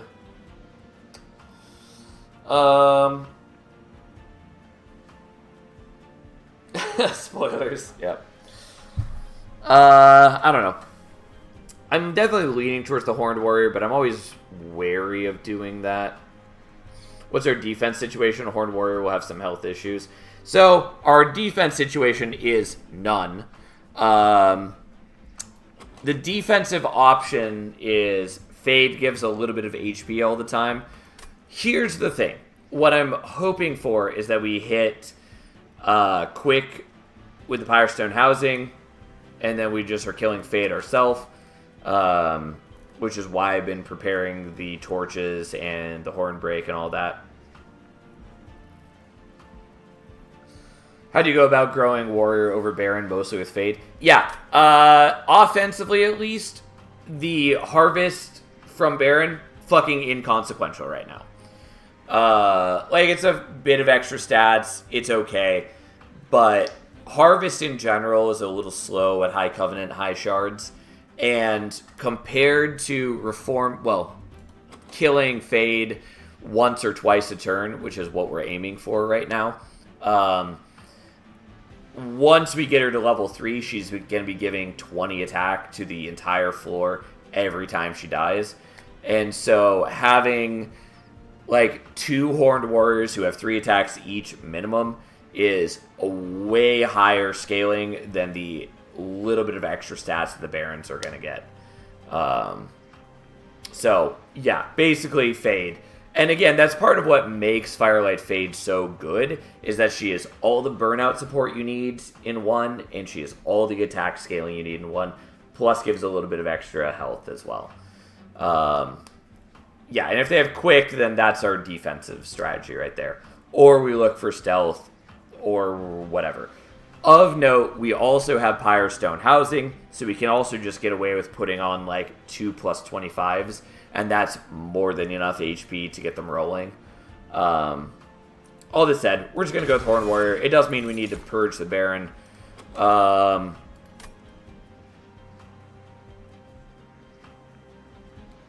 And then I make a real quick decision on, do we want draw for the reliability, plus it helps versus diligent, or do I want to go full greed and go with a floor of 3 dudes and Fade, which means double capacity? Makes sense, thanks. Haven't tried Firelight Fade much. Yeah, no worries. I'm always down to explain. Of note, Firelight is very good. It takes a little bit to get rolling, at least if you're taking early shards. It can definitely benefit from early removals. It also helps a lot if you don't have a clan combo where you have starting units, which is basically just Queen's Implings. Because you can't have Dregs because you already got the other Remnant starter. If we find quick that playing solid, what's our Steel Merchant situation? Our Steel Merchant situation, which I already knew, is Merchant here, Merchant here, Merchant here. So, 3 chances back to back.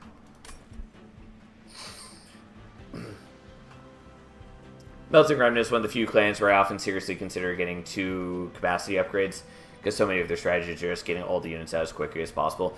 There are a number of other clans that benefit from it. Hellhorns and Wormkin are the 2 other big ones. Well, sort of. Stygian also can benefit pretty strongly from capacity, but the problem is that usually you're incanting, and giving up the extra draw is just so detrimental. And usually you're fine taking just like 1 capacity upgrade, if anything. Umbra, it depends on what you're doing with Umbra. You generally actually don't need capacity upgrades with Umbra too much. 1, because they have 2 cards in clan that increase capacity, plus Architect Penumbra if you really need it. And then beyond that, at least at High Covenant, High Shards, you generally don't want to be doing morsel strategies anyways. At least not midway to late in a run. So you don't really benefit strongly from going into heavy capacity. Where it's just like heavy draw into their like better support spells is generally just better. I mean, like, double draw tends to be the default for most decks, and for good reason. It is just better. And so you should only be taking Capacity, or very, very rarely Ember, if you have a very specific need for it. Like, for instance, a reason to take a second Ember, well, an Ember upgrade,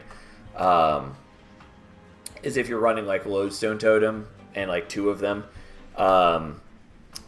taking an Ember means that if you're trying to set up top floor, and you happen to draw the second Lodestone Totem on turn 2, then you will still have enough Ember to play the second Lodestone Totem, despite the Ember drain.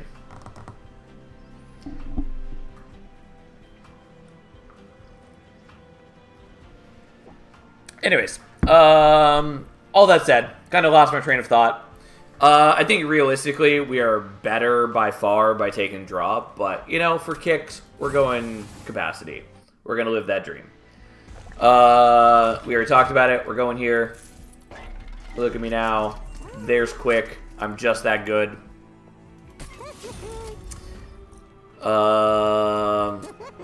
Sure, give me that HP. And then it's going to be multi-strike. It was not. Oh well. Nope. Goodbye. Firelight. There we go.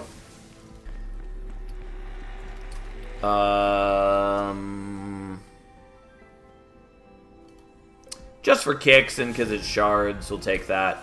And then Intrinsic is going to go on...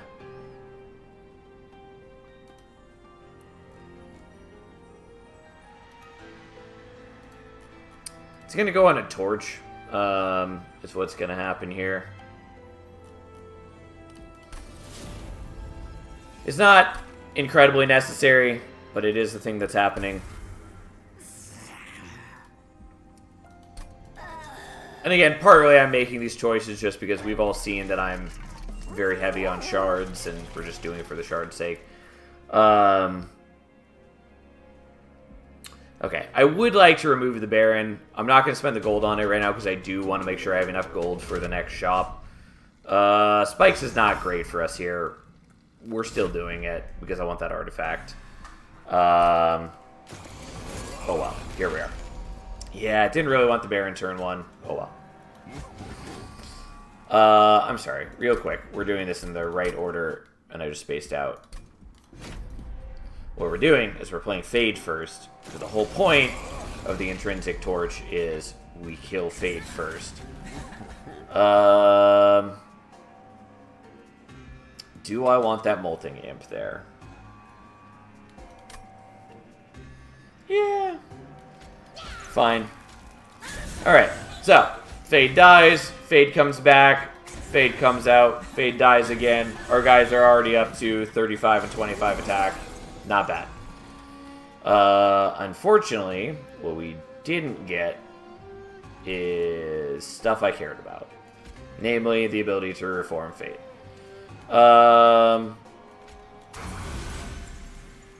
then you're going to burn out, which does complicate matters. So be it.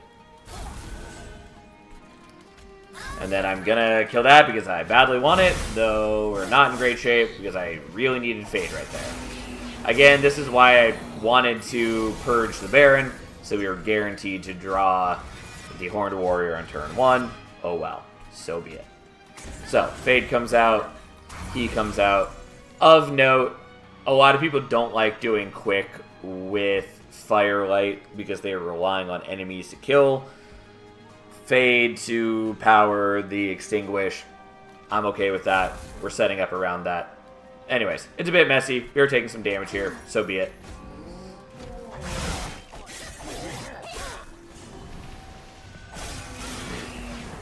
Again, this would work a lot better if I didn't have 1,000 shards already. Okay, we're still taking some pyre damage, which is not good, but it is okay.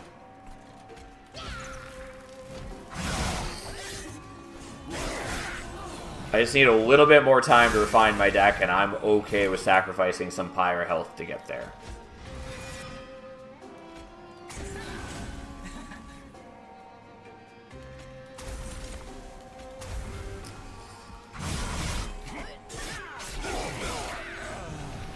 then Fade didn't even die. What an asshole. Okay, we are going to let them skip to the top floor, which does mean that they're going to be killing all these guys. That's fine. So be it. That's preferable. Anyways, then we easily win the boss. Okay. Well, we took a lot of damage on this fight, but it gets better and better in mere moments. Don't care. We do have some tomb units, but not for long. Resident removal's fine. We're gonna skip. Although, realistically, maybe we should have taken. We're skipping those. We're gonna skip those for sweet, sweet cash. Resin for Diligent. I did forget about Diligent Stealth. That's a very valid point that I should have considered. And then, sadly, no dupe spot for a while. But, whatever, fine. Give me that sweet, sweet HP to make up for my sins. Did not have 30 magic power like I wanted. Done. Is it the greedy play? Oh, absolutely. But, nonetheless. Okay. So.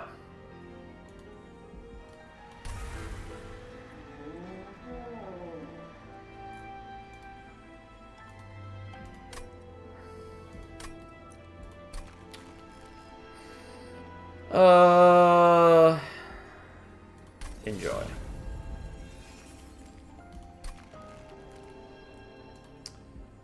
And make sure that that is there so we can reform Fade for sure. And then we're just going to remove some stuff. I think we do probably want to just remove the Baron now.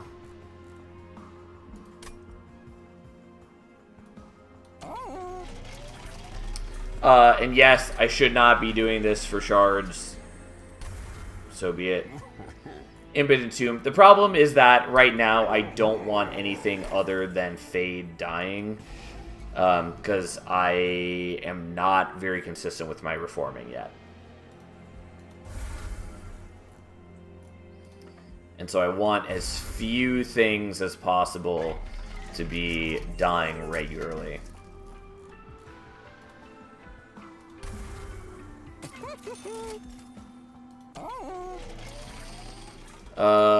Yeah, that's fine. Whatever. I should maybe take more HP. Yeah, you're a problem, Crystal Cloak, but we can do what we can. If we get this rolling well enough, it'll be okay.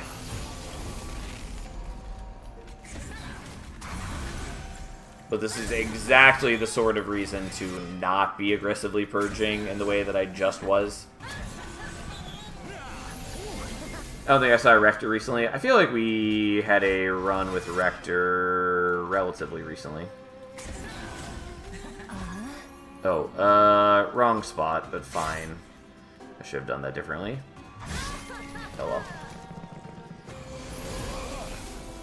Putting a banner unit into a steward doesn't also make it a banner unit, right? That is correct.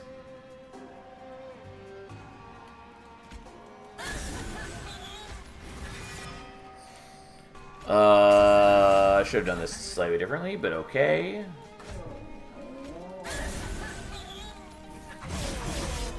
And then we just absolutely slaughter most of these guys. And then we get to a position that's real bad. But we can... Oh, fuck. No. Well, this is catastrophic. Because the fact that they have 2 damage shields means that I can knock off the damage shield, but I can't quite kill. And even if I put down the other Entombed Explosive, it's not enough. It's not enough.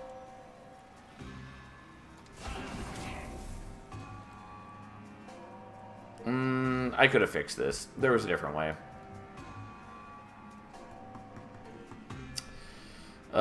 my bad. Well, so be it. We'll see if we survive this. Yeah, unsurprisingly, didn't think so. Let's try that again, but playing it in not a bad way. Again, this wouldn't be an issue if I didn't push myself to 135 shards for no really good reason. But hey, where's the fun in that? Alright, Fade dies, you come back. I then maybe play this a little better this time in a couple ways. Okay, so Fade comes back.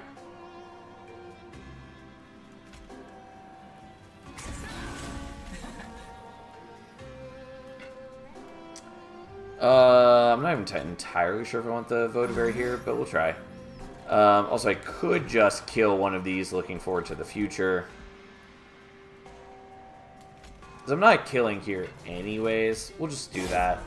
I have other plans as well, but that is also just a better plan. Also, these kill her anyways.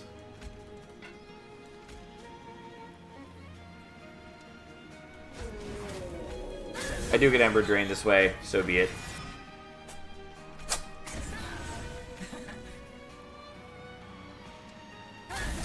Yeah, also if I hadn't played this, I'd have enough Ember to Primitive Mold, which probably would have been better. So be it. Anyways, so let's do the slightly smarter thing and blow that up so that you're hitting more times. Unfortunately, because I put the Votavary in front, she's dying, which means that we don't get quite as many hits in. So I do take some pyre damage. Fine, here we are. So be it.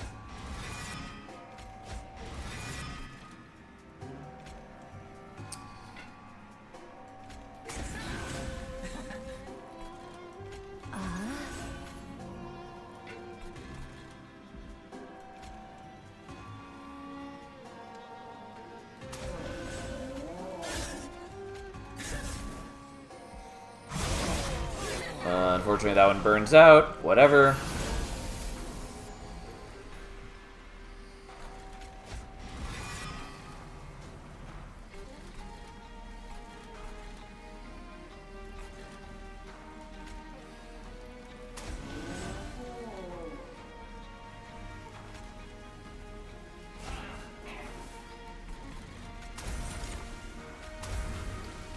Okay. And then we just try to troll Crystal Cloak's stealth. Yeesh 11 stealth. Yeah, again, this is the nightmare of playing at dumbly high shards. Like, there are very clear good reasons to not be playing this way. This being, you know, top among them.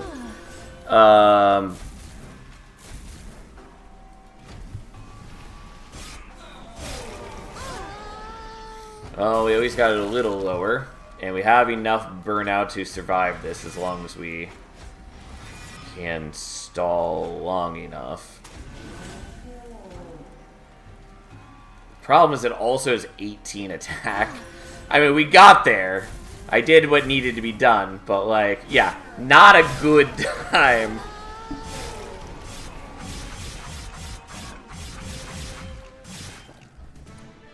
Anyways. Again, if we were playing reasonably, we would not have 135 shards. Life would feel a lot better. But we're not a reasonable person. I do kind of want that. We're definitely going to go for the Merchant of Magic. For very simple, good reasons. Give me plus 30 magic power. Fuck you.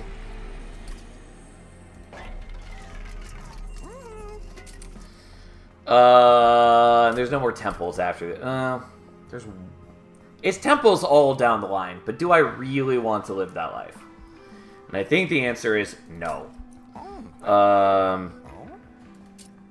We're just gonna bite the bullet, and we're gonna do that, and we're gonna cry. It's gonna be okay. And we are going to permafrost this. And then there's still no holdover. Okay, fine. Okay.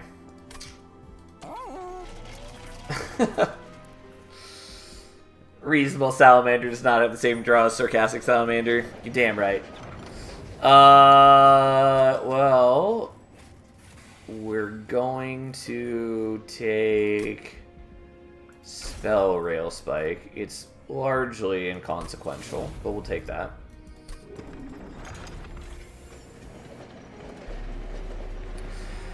I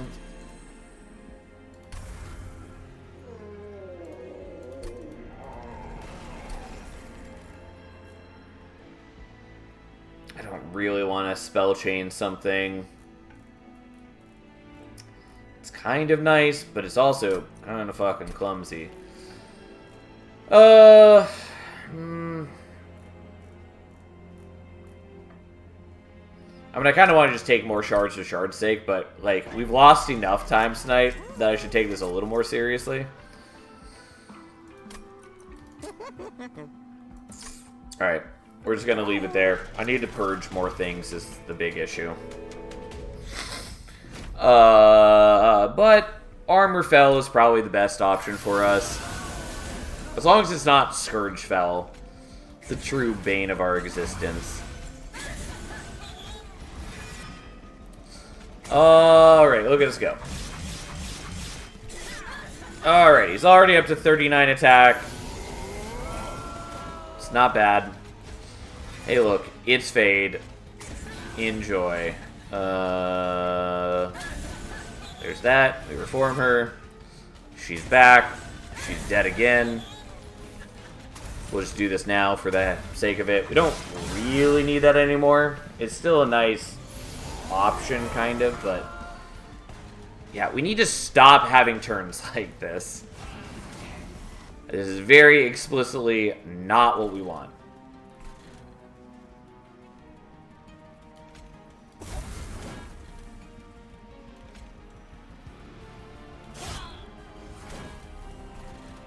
Yeah, whatever. Who cares? I do get Ember Drained, which I don't love. It's fine. We make sure we reform not on the same floor that he's on, so we don't have to get the extra armor.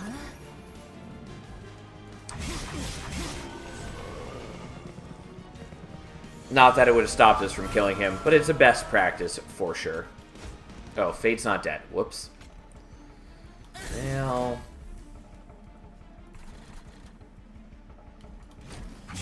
This is why I was trying to get plus 30 magic power, so I could have a better shot at killing Fate every turn. I mean, we've already killed her a number of times, but it could be better. Also, in the ideal world, we would be able to dupe our Horned Warrior before now. Which, unfortunately, I can't, just because they're coming so late in the run, but that is the other thing that would have greatly increased my power.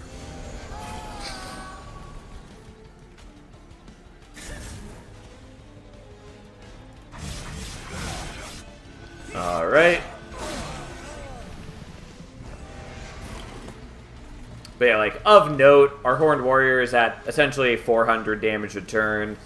Each of these guys is still at quite a high amount, even though we didn't get them out at the same time as the Horned Warrior. Like, Firelade Fade does a lot of work on its own.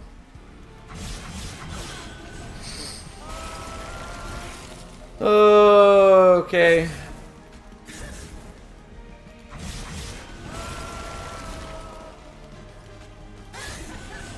Okay, and then Fade comes back at full health. And we get the win. It still looks a little bad, but that's because we have 160 shards for no real good reason. And also because we, you know, are mostly relying on bad units. But it works out. We're skipping these.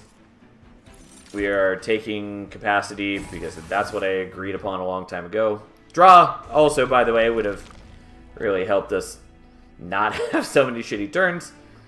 Hello, Ashiaka, how you doing? Thanks for the raid. Firelight 3 it is. iCat, I know. It's almost like I put you in your chair so you wouldn't be in my way. Well, here's piercing, which is not that helpful. Getting ready for work, Lesai. Yep, understandable. Who needs fire health, really? I normally don't care about this, but I will take it because it's actually sort of nice against Diligent.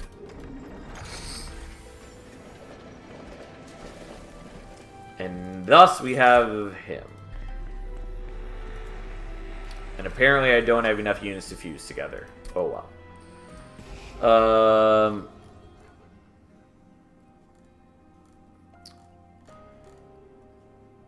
I kind of don't want to get rid of more spells because we are going to have to go up against Diligent, who is going to ruin my spell count a little bit.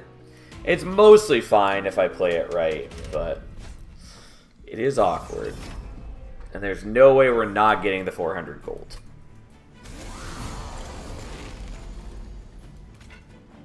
Oops, there we go.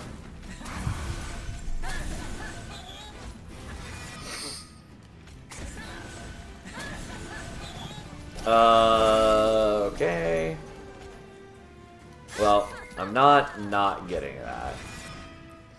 Even though it means I'm not killing Fade this turn. You took the run killer trial. It's fine. Who cares? Oh yeah. This looked weird for a moment because I don't have... Because he burned out like a chump. Alright, maybe this is worse than I was giving it credit for. I mean, this should be okay in a moment. Yeah, because as long as I kill her beforehand, everything's okay. It's just that I needed the extra 20 attack on them before they're attacking into everything. Also, again, these things do have sort of an unreasonable amount of HP. Whatever. And my deck is not nearly as efficient at Fade killing as one might have desired.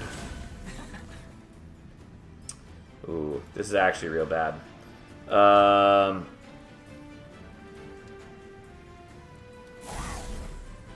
Yeah, I'm 5 damage off from killing you.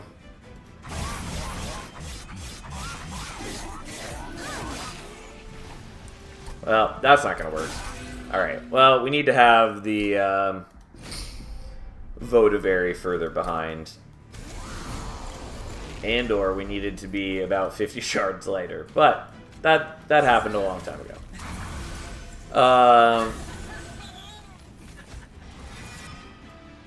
I also maybe should just not Reform Fade right here, so then next turn she burns out before the other guy does. Or I should just give up on the Collector. I think we're just going to give up on the Collector like a vaguely more responsible person. Because then we can kill her here, and then Reform her again. I do like the Collector, but turns out winning the fight is kind of important.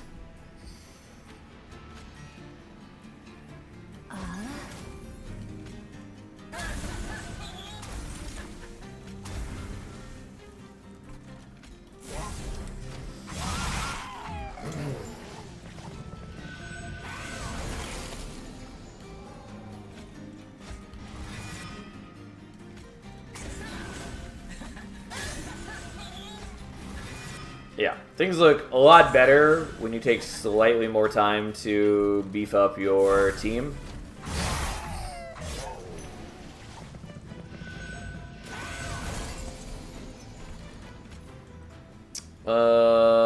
Yeah, Faye doesn't quite die here, unfortunately, but oh well. I tried so hard, I got so far, but in the end, didn't even matter.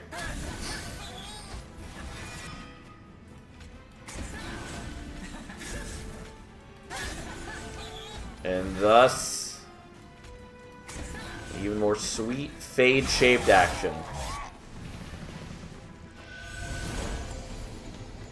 Well, this is a worthless hand, but okay.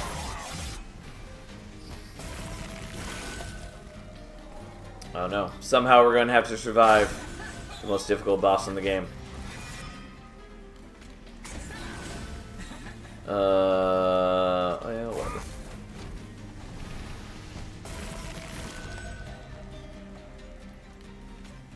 I mean, we really don't have the most impressive scaling going on. I mean, it's still good. But our inability to reliably kill Fate every turn does hurt the plan. Alright, skip on that. Although, actually, I should have taken the Mortal Entrapment, and I didn't think about it. Oh, well. My bad. We'll hope that doesn't ruin me too badly. Because that was a mistake.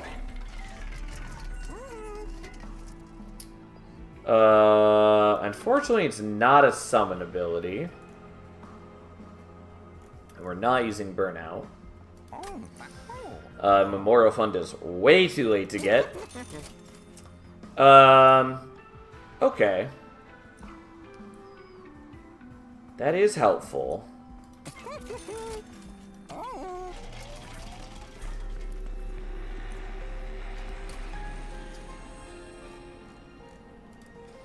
I'm gonna do this.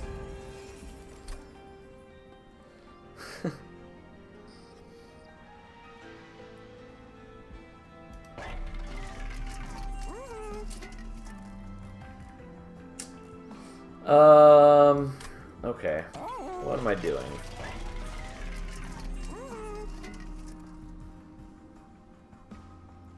So I couldn't get both the mold braces and the purge. I think I'm just gonna grab this, even though it leaves the Votivary kind of worthless. I mean, it's fine. The Votivary will do its thing. Kind of don't want that to be consumed is the problem.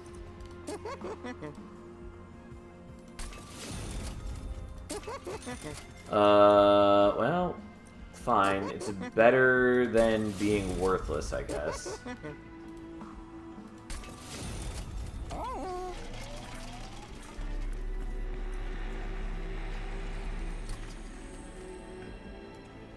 Yeah, I'd consider doing a extra magic power on that, but we didn't have it as an option, so.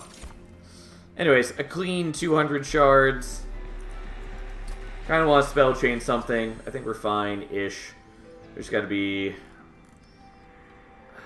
more of these are consumed than I wanted. Well, whatever. Fine. It is what it is. We'll make do... The game just did not want to have plus 30 magic power. Yep, it was disappointing. Because that would have been what we wanted to reliably kill Fate every turn. Why did we dupe the Warrior again? Wouldn't Hornbreak have been better? Hornbreak would have been fine, but I committed to having 3 Warriors with the double capacity, and so... by golly, we're going to have 3 Warriors. Also, realistically, having 3 Warriors is an absolute ton of scaling, so here we are. Full-on shenanigans mode, I see. Yes. Again, if I were taking this more seriously, which I don't want that to just sound like excuses, but like realistically, if you wanted to have played the seed better, take draw instead of double capacity. Don't take 200 shards. Like, easily way better. Anyways, I would like to set up bottom floor, but he does generate things higher. Also, the stealth is a problem because I didn't take resin removal when I should have. So, here we are. I need you to stop doing that, cat. So this happens. We use this to eat the consume to buy ourselves a little bit of extra time. I'm going to leave the spell chain copy around. And thus, the scaling begins.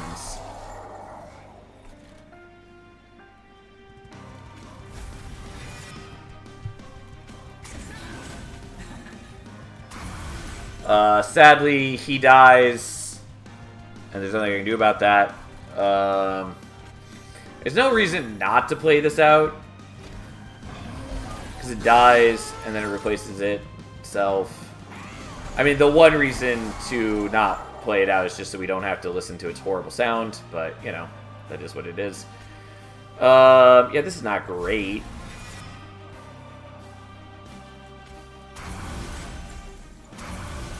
There we go.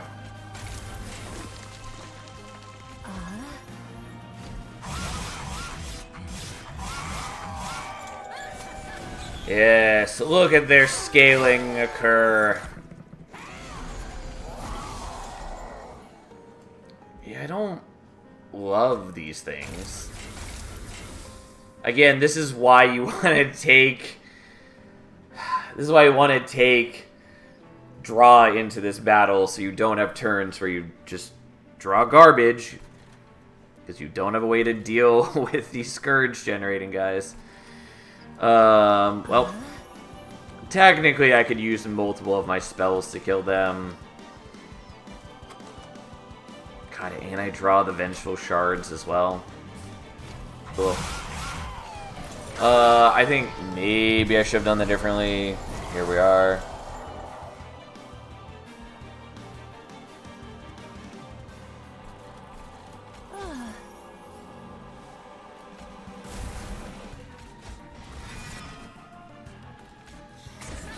Unfortunately, he's going to burn out at this rate because I just didn't fix that. Also, I should have not played her in front. Mistakes were made.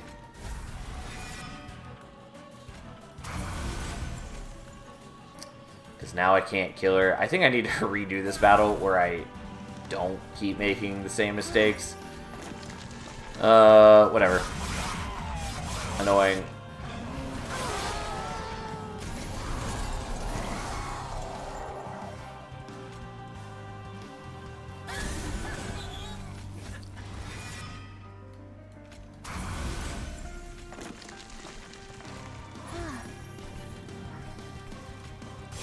Yeah, this is not going well.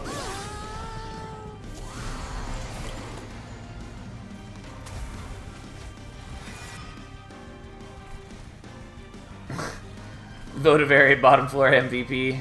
Yeah, if only.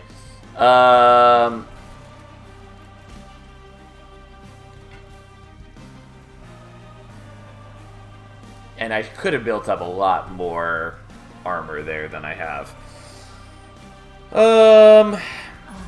The problem is multitudinous.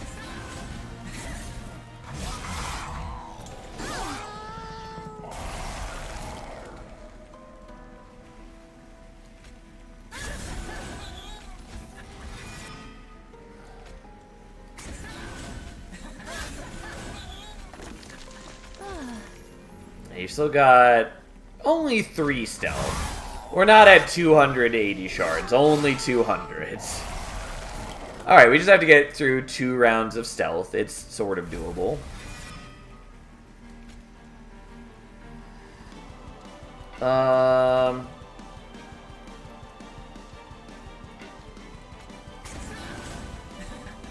Yeah, not quite. Not quite. Alright, let's try this battle again where I play slightly better. Because there are definitely a lot of ways I could have done this not so poorly. I mean, some of it was bad luck, for sure, but a lot of it was worse than that.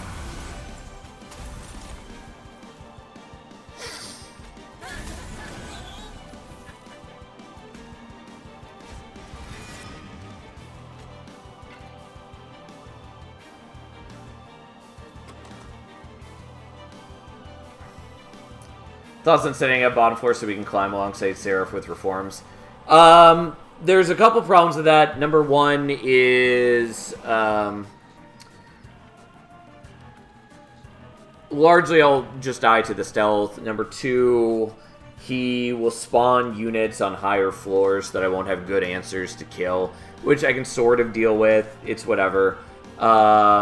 Number 3, I'm not totally strong enough to kill the first wave because I took so many shards and not enough draw. Number 4, my deck is too thin as far as spells for me to... Like, by the time we get that far into the fight, I will have a hard time reforming all of my dudes.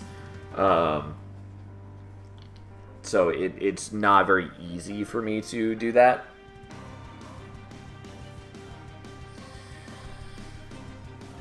Overall, it's not a bad plan, but in this specific instance, it doesn't work very well. We're gonna do this. It's gonna look a little weird, but...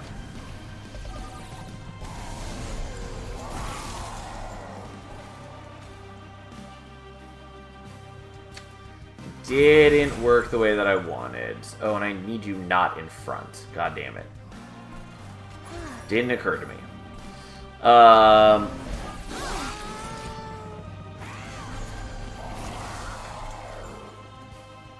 Yeah, we're gonna try this slightly better. Because that did not do what I was trying to do.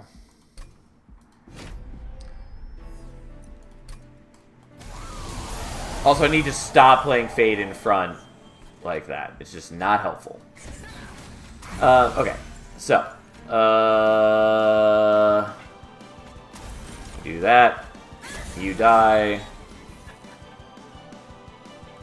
I guess I'm gonna do that right now. That's the second Melting Remnant relic that actually messes up its own clan strategy. I assume Votive Key is the other one you have in mind. I hate Votive Key, by the way. One of my least favorite relics in the game. You have your favorite. So bad. I mean, it has uses, but so often it just ruins what you want to be doing.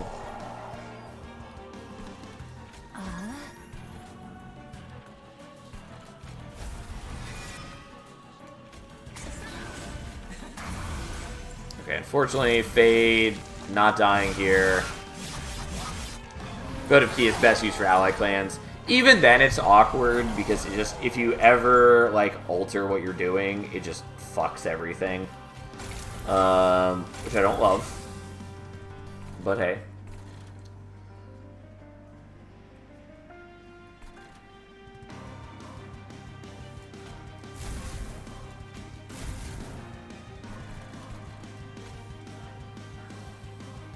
Oh, and this was still just armor Fade. Need to stop playing Fade in front. Like, is that so hard for me to realize?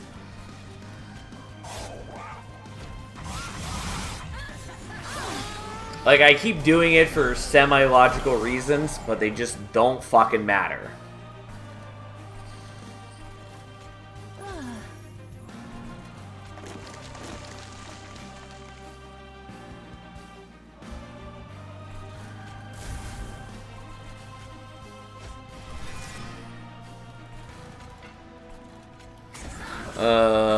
Okay, not quite dead, whatever, so be it.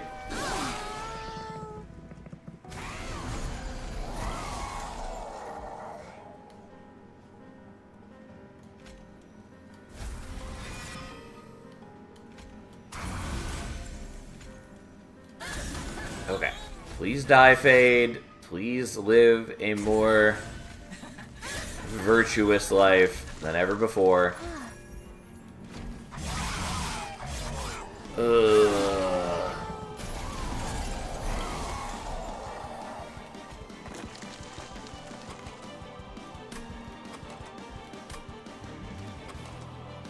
Well, I don't really want to give the horn break, but it is...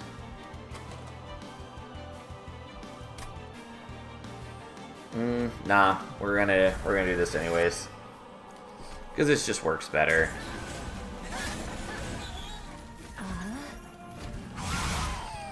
But yeah, I don't know. Bold Braces is fine. There are plenty of ways to get value out of it. It's not amazing, but it's fine.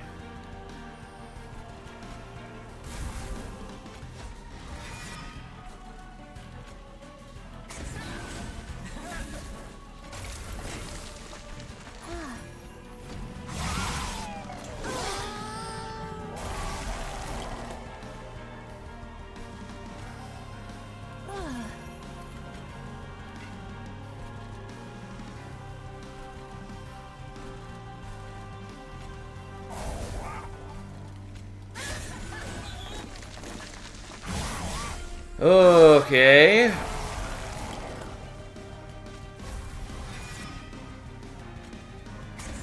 There we go.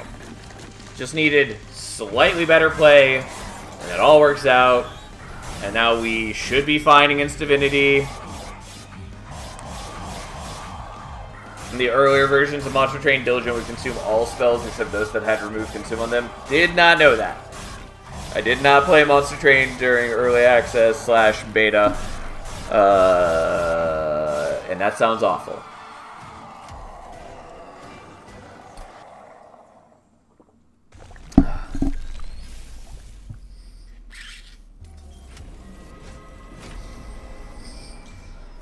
Okay.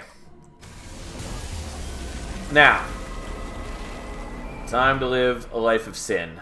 Right. I think we're just gonna set up bottom floor. Is that true? The problem is setting up top floor is going to ruin me because I didn't take Mortal Entrapment. And mid floor ruins things, so bottom floor it is.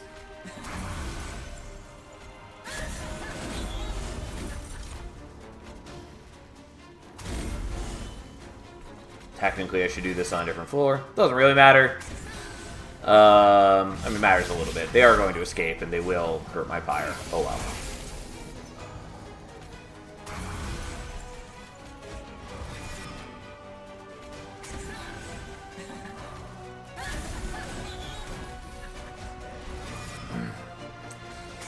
Alright. Thank you for Diligent for killing Fade for me. How kind of you.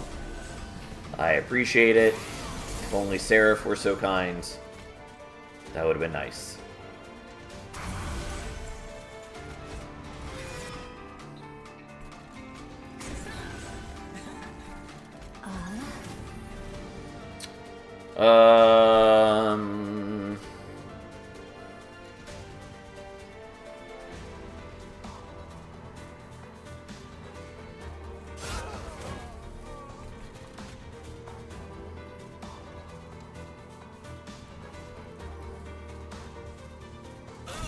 Ah, fuck it. Let's take a little less damage up there.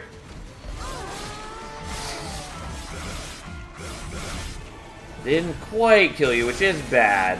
I think I'm still fine since we can bully you with the Votivary. Again, my deck is really not as efficient as I want, especially because I really didn't want the torches to all be consumed. It's fine overall, because I do damage. And I have a great force multiplier, since every time Fade dies, it's giving, you know, 240 effective damage, since it's 20 per dude. They each have 4 attacks, yada yada yada. Here we are. That's a lot. Still clumsy. Definitely did not get all the tools I had hoped for in this run. But, it is what it is.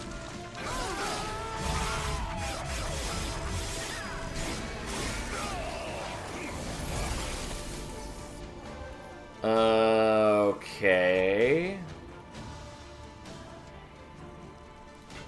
Yeah, you and your multi-strike. What an asshole.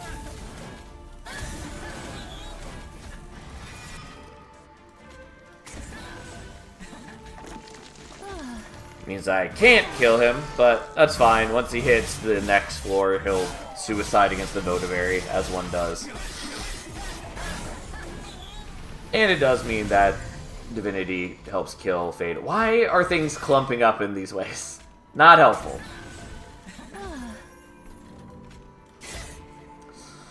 Alright, regardless.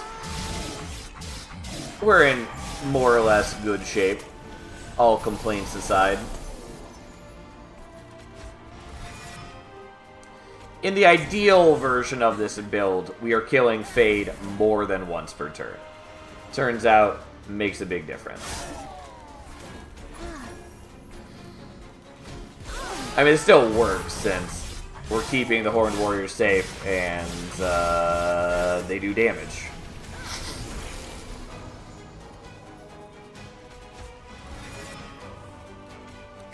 And so even setting our bottom floor, we have more than enough scaling to be killing the full waves every turn. This is not the end! Yeah, I think we're okay. Also, we have an abundance of extra Ember thanks to the Unbroken Horn. Wholly unnecessary. Anyways, once we don't actually have to be killing waves, like, we absolutely cleave through Divinity's health. Ta-da! Ugh. If we had Trample, would have killed it way earlier. This is not the end of stream because Salamander the Rich Streameroni is doing one more run. No, not right now. I have been exhausted recently. Not too bad today, but I should do some other things and get some sleep. So that's my plan, kind of. Anyways, that was a messy run. Would have been way better, way easier if we just taken the draw instead of the capacity.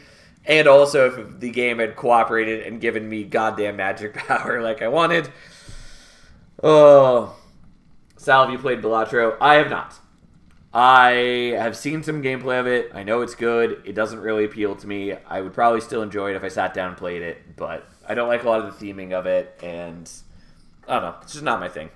But admittedly, if I sat down and got into it, I would probably have a good time.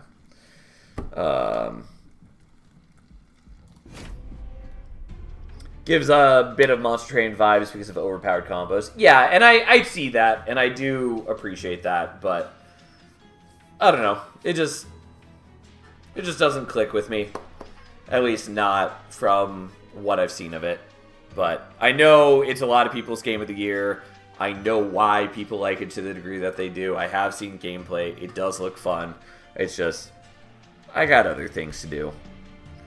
Anyways, that said, it's late. We're stopping there. I gotta feed this cat and do other things. So, that's the plan. Anyways, we'll be back tomorrow. Probably Monster Train. I think it's just Monster Train all week, probably. Unless something else grabs me. But I don't think there's anything coming out this week or next. I don't know. We'll see. Anyways, thanks for being here. Have a nice night, everyone. I will see you tomorrow.